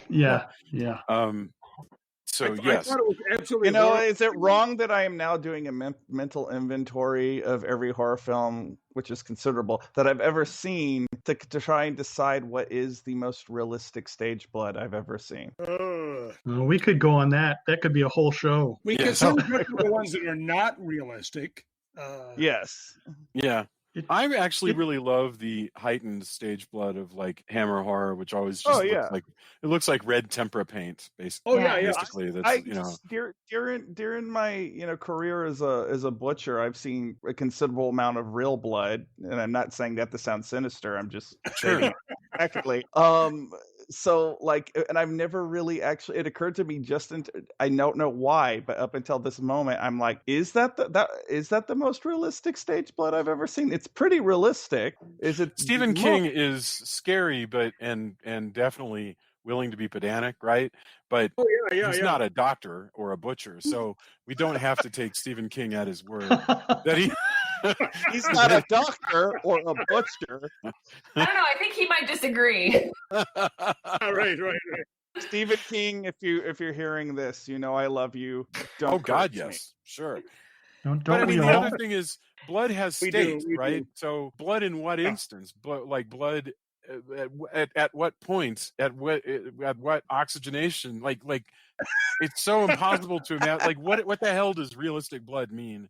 Exactly. And that's the thing I like about the over the top blood that like Hammer horror does, is that it's not necessarily realistic, but it's how people experience it. I feel like it's more of an emotional experience of what like excess blood is, rather than a realistic experience. Yeah, Well, I think still that's fair. say like in CG, I hate fake CG blood a lot of times. It hasn't been done well, but we've gotten to a point in CG where you can do water and stuff. Like it looks really great. Like we've got that. I wish that some expert, like some Dexter level in his day job, where he's a blood expert, knows it instantly, like, oh, that shot from 5 feet away, and that person would get together with a CG physics person and create this thing. Because I get that it's so much cheaper than doing squibs, and you don't have to reset them. Like I get all the reasons why. Well, there's also sort of the issue of insurance on movie sets these days. Absolutely, like I totally get it.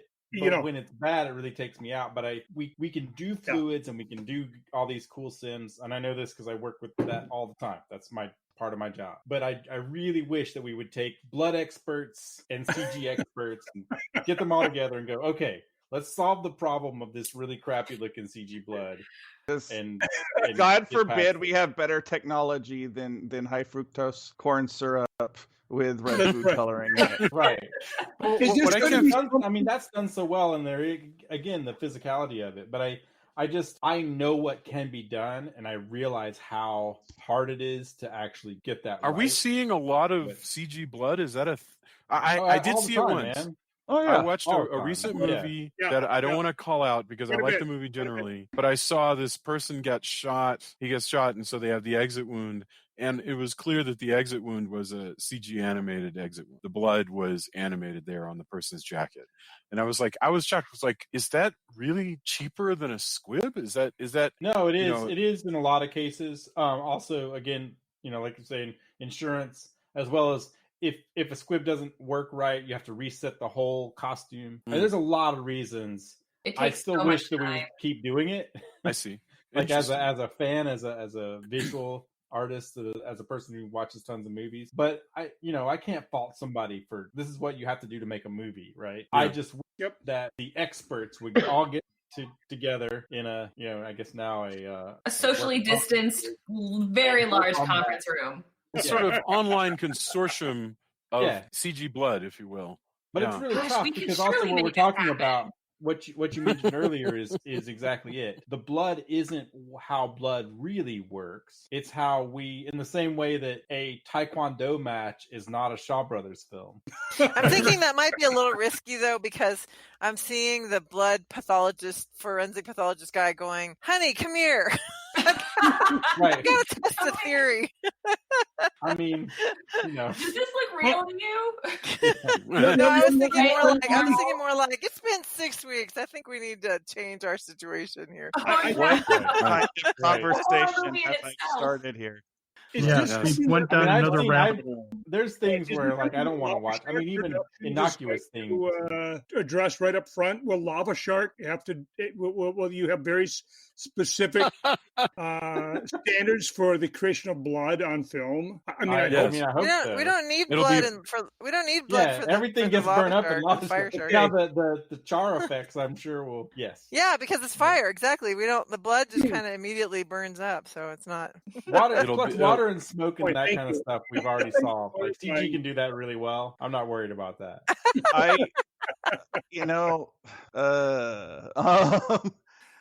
So blood expert, what is that? What do you got to do to qualify for that? Like I have no idea. I mean, whatever.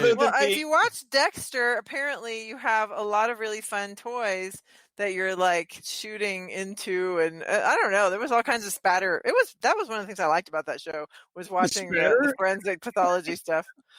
Yes, I mean, Dexter was great until a certain point. Yeah, well, sure. and CSI used to talk about like all the things like the ballistics gel and all that stuff that they would do to build a simulated body that they could then shoot into.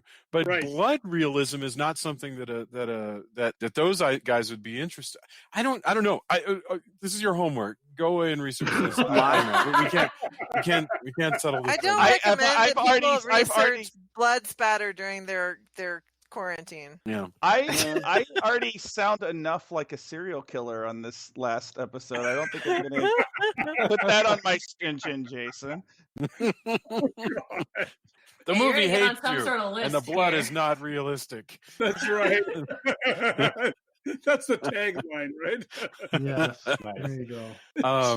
Yeah. So okay, all right. Let's get our final thoughts. And I don't know for sure if I can do it in the order that I went earlier. So I'll just do the best I can. I remember it was. I think I went. Mary. I went dead last, just to remind Yes. you. So you were number 6. He's not salty about it one bit. It was number 1. Save the I best think- for last, Drew. Yeah, and then it was Aw. Dave was number 2.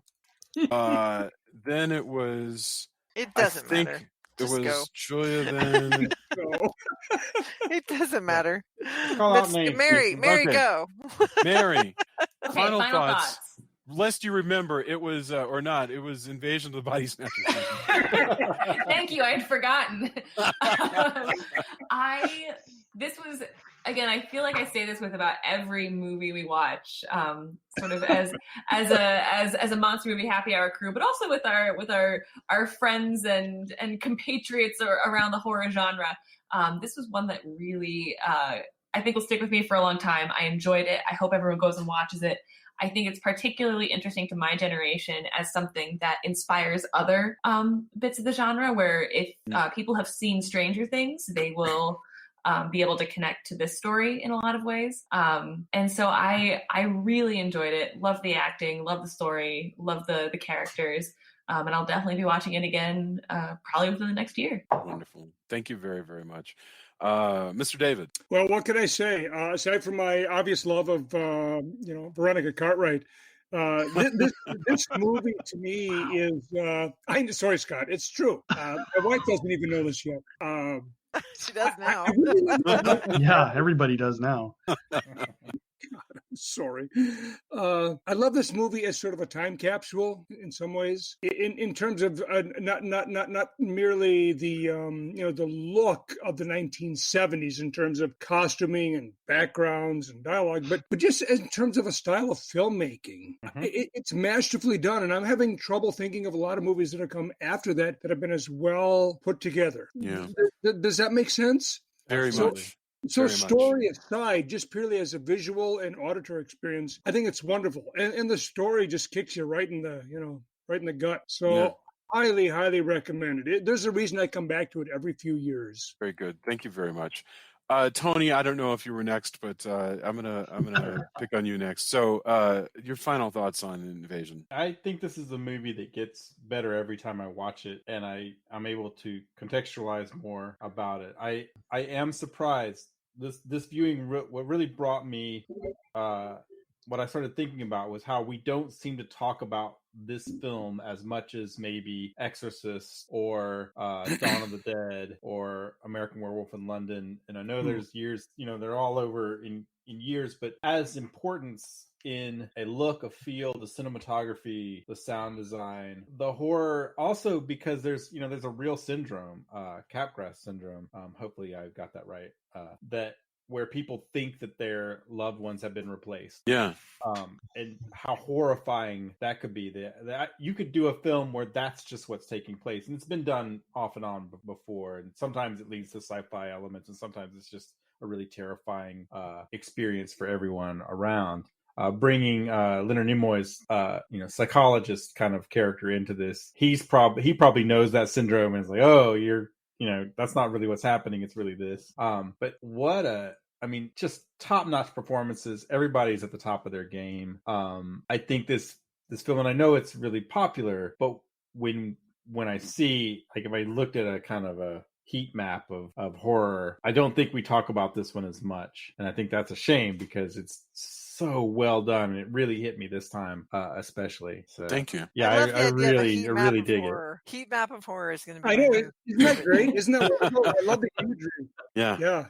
That really rings true. It really does. Thank you. And I I agree with you completely. By the way, I don't know if people discuss it less because I find I'm much more obsessed with this movie than Dawn of the Dead. I really am.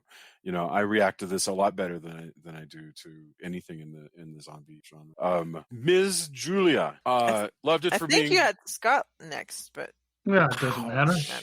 No. All right.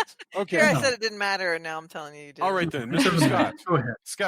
Scott, go crazy. Julia can have her space. Well, most of what I would have said has been said already. All I would say is that, and maybe what I'm going to say is pretty obvious, but this film would not have been nearly as good if you had replaced 2 or 3 of the actors with someone else. I think that the milieu of performances and the quality of the acting and they just work so seamlessly together that this makes a film that could have been mediocre to fair really excellent. I as I said earlier, I appreciate both the 50s version and this version. And Jason, you mentioned earlier, maybe before we were on mic, the 90s version, which I now have to see. I'm unfamiliar with that. I guess I think that this one has this version we're talking about has enough of an impact that this is the one that I would probably say I prefer if push came to shove. That's fabulous. Thank you very much. By the way, the 90s version is much smaller, much smaller. It takes place all around an army base and the community around the base. So it's very different. That's as much as I can say about it. Other than Jennifer Tilly is the lead. Excuse me? So yeah, she's the lead of Body Snatchers '93. So what you're saying is we're going to watch this movie? It's directed by Stuart Gordon. I mean, it sounds like you're going to watch it. Yes. What was that about hall passes again? I'm Veronica Cartwright, but I might have a slight crush on Jennifer. The question is, does she make the damn laminated card? That's really all that matters. Laminate ain't cheap. That's right, Julia. Yes, thoughts. Well, I agree with everything everybody said. For me, yes, the for sure the cast, the acting is amazing. I think, and the effects are amazing. It's all great, but for me, the most excuse me, the most compelling thing about it is the whole psychological terror thing about it. And it's not just, I thought it was interesting that Leonard Nimoy's character doesn't say, he immediately assumes that the people who are coming to him are the ones who are having the issue, the hallucinatory issue. It never occurs to, because he calls it some kind of flu, it never occurs to him to say maybe their spouses or their partners have a problem. That doesn't have to be an alien thing. It doesn't have to be a takeover, but it could be that, some kind of flu is taking people over and making them act weird.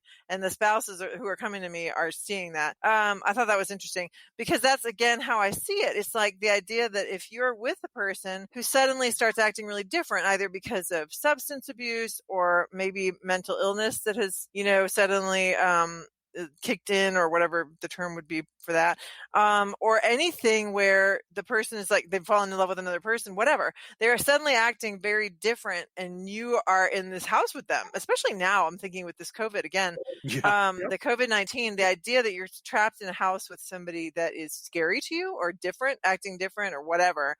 It's all very scary. So that's to me the most compelling thing about this film is just really going down that path of like, what would this really be like? Because I tend to be really empathic, so I put myself in the shoes of all these folks, and so just the idea of the terror of having the people around you suddenly acting completely different, because in this case they actually are different. It's really scary. It's a really scary film. Very well done. It's one of my favorites. Very good. Yeah, it also brings in that paranoia, like you're talking about, being trapped in the house, but likewise, you don't know who's affected, right? Which is the curious thing where, and anybody, anybody who's affected can affect you. And so we're on the trail today. Julia and I today are running down walking the nature trail. I only run if I'm being chased. Julia, that is my line. People say, do you ever run? I said, I only run up to something with pointy teeth right behind me. Exactly. If you see me running, you need to run. Right. for a reason. But You'll run faster were- if you if somebody waits and points and goes. Yeah, if Donald Sutherland shows up and points at me, I am running. Well, I'm Uh-huh. actually using this interval app that'll occasionally say, "Run now, stop running," whatever. But they have a version that's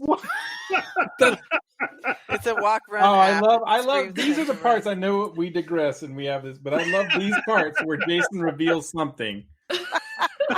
I want to replace that with the Sinistar voice. Run, run, run, coward, run.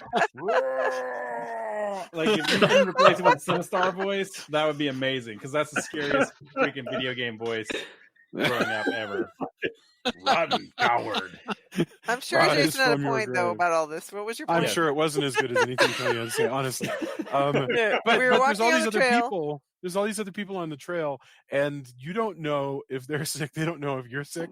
They look afraid of you. You look afraid of them. Yeah. You're surrounded by squirrels and birds and pretty trees because it's freaking Colorado. But Yep. everybody just looks Well, afraid. and there's this really weird stars upon stars. Do you remember that book What? about the stars?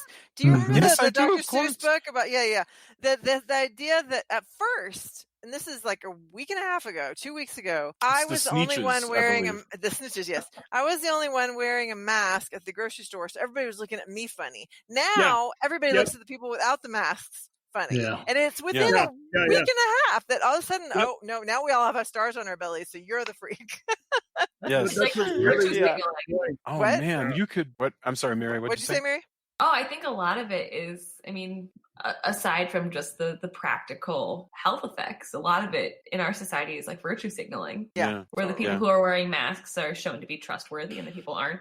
Well, that's Right. what we don't Right, often right, grapple right, with right. because we use those terms often involving stuff like whether we approve of Bill Cosby or not, but we don't often worry about the fact that actually it's super valuable if you're trying to get the populace to get together on something simple like Oh, yeah. everybody get vaccines or everybody wear masks or do social distancing. Virtue signaling actually becomes a net positive, right? Right. But That's it's right. so rare that it happens in our lives that you actually look and go, oh, because I'm never going to live in a world, God willing, where Julia doesn't have real stockings because we have to give up all rubber for the factories, and so she's painting down a seam down the back of her leg. Yeah, that You know, happened. That's We've got to make bombs to, drop on Tokyo or Berlin or whatever. Uh-huh. right. So, Yeah. if you had real ones, people would be judging you. Right. That's not the world that I've ever lived in. No, And I've been very lucky. this is as close to that as I've ever experienced, honestly. Yep, I agree. I agree. Yeah. It's This fascinating. is more timely than I ever would have imagined. I'm sorry. Yes. Well, in terms of just how we relate to the society around us. Yeah. Yeah, absolutely. It's. But you're right. I mean, Mary's right about virtue signaling. Is like this is one of the few times when when you're supposed to be right. And, Yeah. that's just fascinating. That's right. Anyway, Julia, did we get off track? Did you get to say everything you Yeah, wanted no, I'm to say? done. Okay, then that leaves Drew, who can bring it Oh, home, my me? friend. Yes. It's funny. First of all, I really enjoy. All kidding aside, I really enjoyed this conversation and the sort of mega-sized cast that we had tonight. That was super fun. But we've talked about the influence of this, like Jason just got done talking about Dawn of the Dead. It's been brought up a lot. I think this movie can be seen as influential on zombie movies because there is a very zombie movie quality to it. And in fact, like the sort of cutaways of people just running down the street being chased of people, they repeated that Shaun of the Dead several decades later. The sort of attack on self-help gurus that was reused in The Howling. This movie does have stuff that reverberates. And it's we I've gone in and out about my preference for the 50s version, but this is a movie that also, I think, because of that stuff, it works as a good companion piece to the original, but it also stands on its own because it has a lot of its own things going forward. And often the best remakes are where they are faithful to the spirit of the original, but then also go in new directions that speak to the time period in which they were made. And I think that's why this one holds up while a lot of other remakes just kind of come out and, you know, nobody's talking about them years later. So, you know, this is an important bit of sci-fi and horror history, no matter how you slice it. And something to definitely to consider upon as we look forward to, we're discussing The Thing in a few weeks. Oh, yeah. I think that, you know, this one will come up a few times during that discussion. But good movie. If you haven't seen it and you're somehow listening to this episode, first of all, how did you make it this long if you haven't? But secondly, it's easily, if you have a Roku box, it's easy to get a hold of if you want to see it, and it's highly recommended. Beautiful. Thank you. Thank you very much. Gosh, I have nothing else to say because I feel like I've talked a heck of a lot. So I do want to get to endorsements, and I don't know if this is my real endorsement, but I definitely want to say that if you haven't listened to our guests tonight, the Monster Movie Happy Hour, you have to check them out. So I want to thank you guys for being with us. It's been really awesome. Thank you. Thank you so thank much. you very much. It's a real pleasure. Thank you. And hey, before we go, we made a few cocktails special for the occasion. Oh yeah. So nice. Before we do the endorsements, then why don't you tell us about what I know that you've already drunk your cocktails, but you can tell us what you came up with. Dave, you should go first. Well, you know what? I thought to myself, in honor of Jason's book, right? We needed a tiki. You're holding up a tiki mug. That's actually, right. Awesome. Yes. It seemed very Love it. appropriate. This is a werewolf tiki mug that I got from my dear friend Scott Chesebrough. And of course, in these times, one has to make do with whatever you can find in your house. I couldn't just rush out and buy whatever I wanted. So I knocked together a couple of different spiced rums, some orange juice, some grenadine, and a little bit of peach bitter, orange bitters. And my dear wife came and refilled me once or twice in the last hour and a half. So, so this is in your honor. Yeah. That's not it. What did you call this drink? I'm going to call it the Jason Henderson. Oh my God! Oh man, you got your own drink. So you have to tell us you have to send us the recipe so we can. I will. Yeah. I'm super moved. That is awesome. Okay. It's perhaps not the most exciting name, but I happen to think it's very appropriate. I like it. It works for me. Thank you very much. Scott, what were you drinking? Well, I made something in a kitchen glass primarily with things that I had in my refrigerator. So you take a standard kitchen glass and fill it a third full with orange juice, a third full with cranberry juice, and then about a little less than a third of, I used ginger ale. And then you take 1 ounce of this orange liqueur stuff called 43. Okay. So... See, this is where you're going off into that whole thing that the chefs do where they say, you know, simple recipes that you can make with whatever you have in your pantry, and then it's like super obscure. I'm like, I don't have that orange liqueur. There's an alternative. Yeah, a lot of people don't stuff have. Is really good though. Yeah. I don't drink that often, but that with orange juice tastes like an orange, like dreamsicle, creamsicle, kind of thing. That sounds awesome. Wow. So, and I discovered that because I was at a Brazilian steak place and they had that. You can put it in the freezer. It goes really well with orange juice. That sounds really awesome. good. Well, Scott, what's the alternative you said? The alternative is there's also an orange cordial called a Carteau. It comes in a square bottle and it's an orange liqueur as well. Okay, we'll make a note of it. The what was it called? Disinvention. Well, or was there one? Dave took my idea. I just call it a Savaggio. So. All right. Great name. I think we had talked, because we had talked about. I was like, hey, I don't have much liquor in my house. Yes, but 43 is a thing I have because I had it at the steak place. And oh my God, to Tony, you can make one of these for Rain. It's the Salvaggio, I love it. You can make one of these for Rain, and she will be so. No, impressive. she doesn't like liquor at all. All right, well, very good. Okay, but it makes by the way, 43 liquor 43 is if you have any kind of like slight throat kind of thing. If you leave in the freezer, it makes a really good throat coat kind of liqueur. It's really good to know. Good to know. It's tasty. Delightful. It has Wow. medicinal purposes, as we say. Mm-hmm.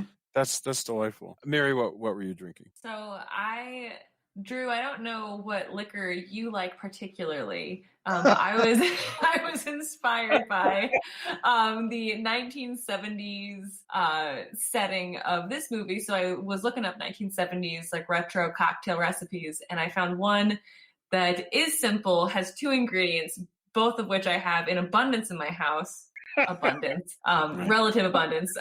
And it's called a Godfather, and it's 2 shots of whiskey and about a shot of amaretto. So it is appropriate. It is appropriate that you did not name a cocktail after me, because I actually do not drink and haven't since I was 15. So there you go. Your instincts are correct. That's amazing, Mr. Drew. And that's really impressive. So very cool. Wow, and thank you, Mary. That's wonderful. I Thanks, feel everybody. Yeah. Geez. Well, I don't. It seems like a step down from how cool that was. But I still want to hear your endorsements. I want to hear what people are watching or listening to. And going in the same order, Mary, will pick on you first. Is there anything that you would like to endorse? Anything you've been watching, listening to, want people to donate to, whatever? I mean, truly, just go wherever you like. Okay. Oh man. Okay. There's 2 things. One genre related, one not genre related. One genre related that I've watched recently is a Spanish film called The Last Days. Similar pandemic film. It's currently on Hulu.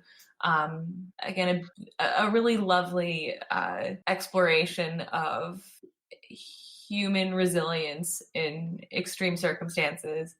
And is one of the, spoiler alert, it's a good, feel-good, happy ending film that I really enjoyed. And then the other film that I watched recently that was not genre related that just took me was it's called Portrait of a Lady on Fire. Mm-hmm. It's a French film. It's absolutely beautiful. It's a love story.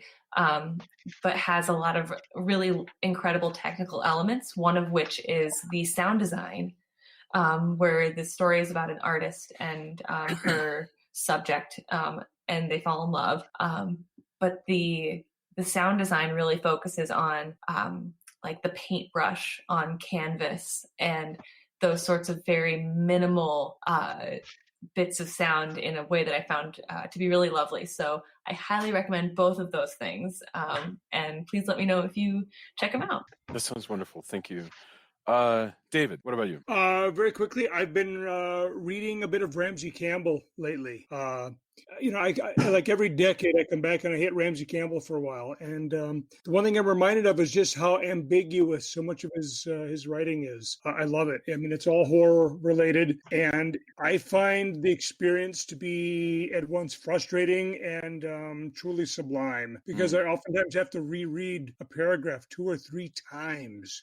And it may be because I'm just particularly dense, but just to understand what he's saying, but it's so beautifully rendered. And there's a sense of ambiguity that I really appreciate. So Ramsey Campbell. Anything by Ramsey Campbell, highly recommended. British author. He has a new book coming out this week. Let me find the title really quickly. I'm sorry. I'm supposed to read it this week. Sure. Oh dear! So Good luck. I apologize for the delay. Well, I had trouble thinking of the title of the book I just finished reading. That was a collection of his work starting in his teen years, where he's very heavily influenced by Lovecraft, and then as he sort of matures as a writer. But he's certainly had a hell of a career. Ramsey Campbell has a new book called The Wise Friend, it's just coming out. It comes out at the end of the week, actually. Or actually in the middle, 23rd. Ramsey Campbell has a brand new book called The Wise Friend. I'm going to be talking to him on Saturday about it, so I got to get it read between now and then. Good luck. But I'm sure I can't wait. I truly can't. Thank you. That's a really I look good forward tip. to hearing it. Yeah, I look forward to reading the book. Yeah, The Wise Friend is what his new book is called. Yeah. let's see. Who went next? Tony. I'm trying to think. I knew I had something, and now I am at a loss. Although I have heard everybody has told me Portrait of a Lady on Fire is really, really good. So that's in my Hulu queue right now. It's kind of darker, which I don't watch as many, other than for the podcast. I don't watch as much dark stuff. But there's a movie. I think it's on Netflix, The Platform, which is a sci-fi movie about class struggle. You have to kind of, I think the less said, the better. People wake up, there's a platform that goes up and down that carries food, and you are on a certain level. It was a Fantastic Fest entry from this past year, and it's something else. I think everybody's mileage may vary on it. Like I said, it's not a pleasant ride, but it is a really interesting premise and has a lot to say. It's pretty fascinating. We were lucky enough to, there's a website, review site, and of course they're all over social media, a place called Riff Relevant, and they featured Deserts of Mars along with a lot of other bands that were affected by the pandemic who can't tour, and we were lucky enough to end up with tons of really big bands that I really enjoy. I posted on the Deserts of Mars Facebook page and on Twitter and such, but they've been really cool about collecting a lot of bands. I think this is the second or third entry in their kind of, hey, here's these bands, they can't tour, go to their website, buy some music, buy some merch if you can, etc. And I thought that was really cool of Riff Relevant to do that. I've been enjoying, again, like I said last time, I got even more Metal Church in. So basically, music and movies are the things kind of keeping me together. It's been really frustrating not be able to play out. This past weekend, we had a really big gig that was scheduled that I was going to play at my favorite place, the Lost Well, which actually bars are closed. So I should also post on our site. The Lost Well is trying to keep the lights on for when things hopefully get back to normal, that we can play there. It's one of my favorite places to play in Austin, and they're really, really cool.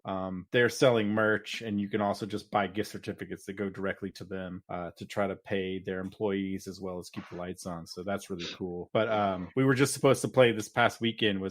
Finally, I was hoping to play with some friends of ours we haven't gotten to play with, and it didn't happen, of course, because we need everybody safe, and it totally makes sense. But kind of hit me really hard, so it was really nice to get some support online. So, if you can support your fellow musicians, the music that you like, buy some merch, buy some music. And if you can't afford it, because of course, all of this is unprecedented, just tell some people about, hey, I really like this band, because that helps as well. So that's what we appreciate. We made our music free, basically, or pay what you can, and that's because I wanted people to be able to get to the music. And if some people pay $1 and other people have paid more, and I totally understand if you can't afford it. So a lot of bands are doing that. So that's going to be, my big endorsement is, support the art where you can, that makes sense for you, and that support can be as simple as, this was really cool, like we're doing now, endorsements. This is really cool, check it out. Yeah,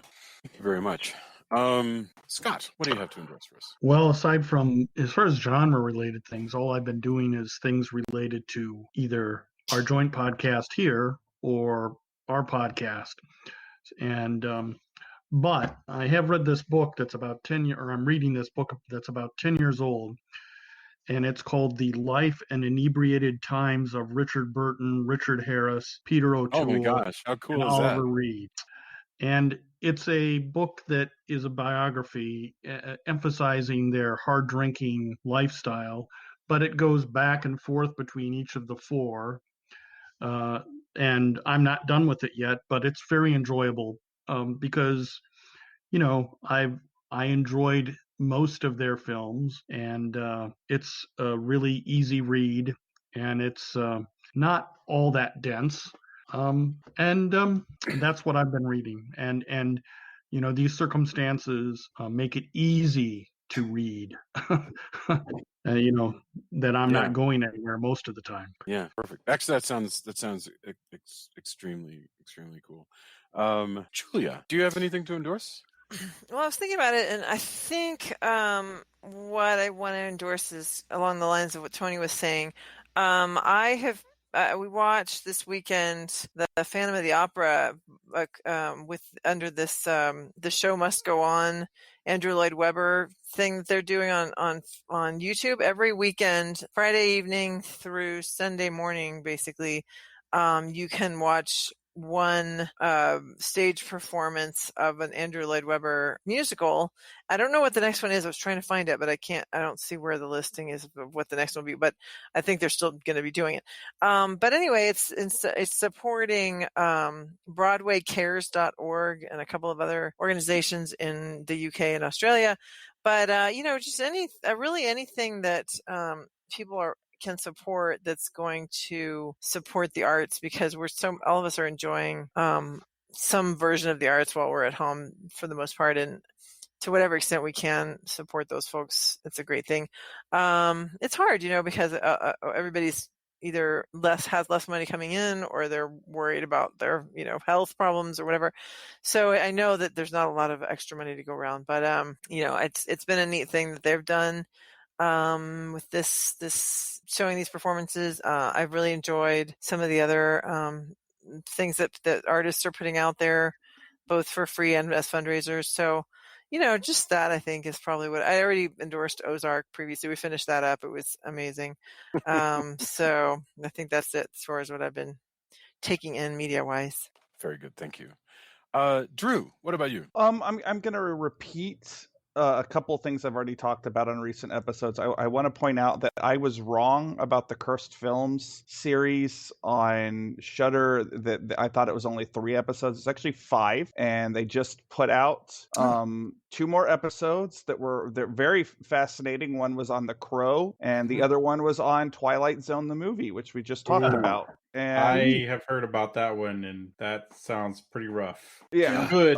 Everybody's like, "This is good," but that is rough. Wow. Yeah, like they talk about all the stuff that we kind of only really briefly touched on in the episode. So if you were intrigued by that aspect of the film and want to learn more about it, I think you could think there's far worse place to start for it. And the whole series is now up, and again, it's excellent. Again, my only real criticism is I don't believe it was meant to be a TV series. I think it actually probably was a documentary movie that subsequently got chopped up into episodes. And I think I would love for somebody to do an episode, like edit it together and actually make a film out of it, because I think it would view better. But it is still really good view if you're into that kind of thing.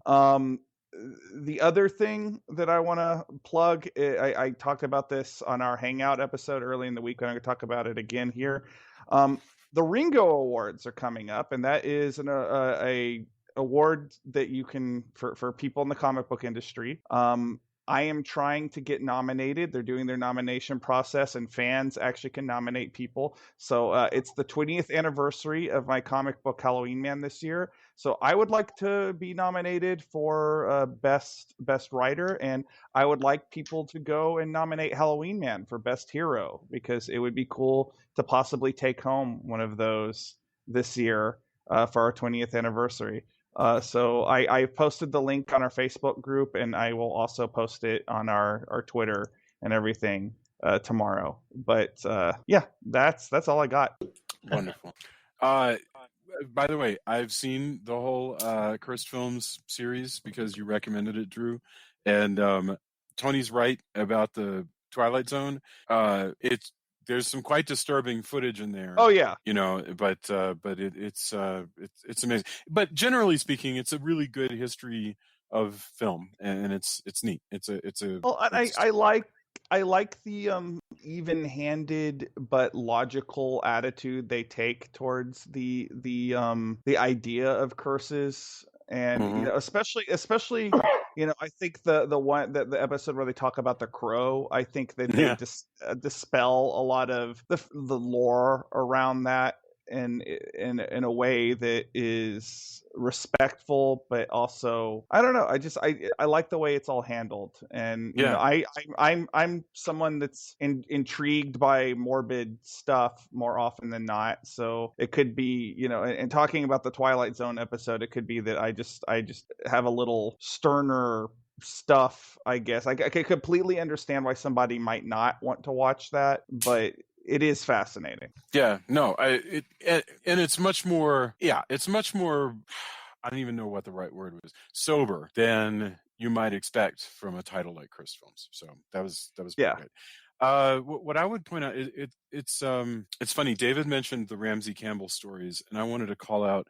I had been looking again at Ray Russell's short stories. Ray Russell was this dude who wrote these amazing fake Gothic horror stories in the 60s. And so his fiction was featured a lot in Playboy, and some of his stories were made into movies, like Mr. Sardonicus or Sardonicus. Oh, really? Was based on a Ray Russell story. But what's really great about Ray Russell is there's a collection that Guillermo del Toro does the introduction to, and all of his stories read like fake Poe, and it's really wild. It's cool. So it's neat to see a 1960s riff on Poe and stuff like that. Interesting. So yeah, good stuff. And I recommend that. I also recommend if you can hunt it down, the Mad Magazine parody of Invasion of the Body Snatchers 1978, because it's hilarious. Tony said he remembered it. I definitely remembered it growing up, but it's hard to find. But if you can find it, it's funny to read. You can always try to find the original magazine on eBay, I suppose. And also, I'm doing more and more interviews, and I interviewed Elvira and Joe Bob Briggs this week, making this literally the weirdest week of my entire life. Yeah. Because in 1 week I got to talk to both of those people, and they were both kind as all get out and really sweet. But I encourage you to look on the feed and listen to those conversations and check out their work, because Elvira's work is all over the place. You can catch it on Amazon and Hulu, and Joe Bob is coming back this week to Shudder. Yeah. So it's super exciting. So yeah, Those Jason, are great interviews. I gotta say, interviews. a friend of mine from when I lived back out east in Pennsylvania, Virginia, sent me a message and said, "Have you listened to this interview with Joe Bob Briggs?" And I was like, I don't know, maybe check it out. And it was your interview. So oh, no way. Yeah. That's awesome. That is really cool. It really is a great interview. And he himself, Joe Bob, basically mentioned the fact that you took him in directions that people don't often go with interviews. So that was great. It was above and beyond the typical Joe Bob interview. Well done. Well, thank you. Well, that's really kind. I just try to talk to. I have a lot of like a starstruck attitude when I interview all these people, because they're heroes of mine. But at least in the interview, I try to ask them what they would want to talk about. it's really just, that's it. It's just like if I were that person. So thank you. But anyway, yes, they're up. So please listen and support their work. And I am going to take a hint from you guys, the Monster Movie Happy Hour, and start posting the things that people have recommended. So where to find the merch that Tony's talking about, and Hellraisers that Scott talked about. I'm going to post all of this stuff on our Facebook page, so you can look for that. That way, people won't have to just dig it up themselves. So that brings us to the end. I can't tell you how much fun this has been. Thank you so much. Seriously, we had a real blast. Julia, I'm sorry that we went so long. I know I promised you that 3 hours, I think. Almost. But this is but it was well worth it. I really enjoyed it. And everybody be kind to one another. Just keep sending links and send me pop culture links. I because we're gonna keep one another entertained through coronavirus, and guys, stay healthy, everybody. Thanks a lot. Stay Absolutely. healthy. Yep. And I will talk to you all soon. Thank you. Night. Thank you so much. Cheers. Night. It was awesome. Ciao. Night. Good night.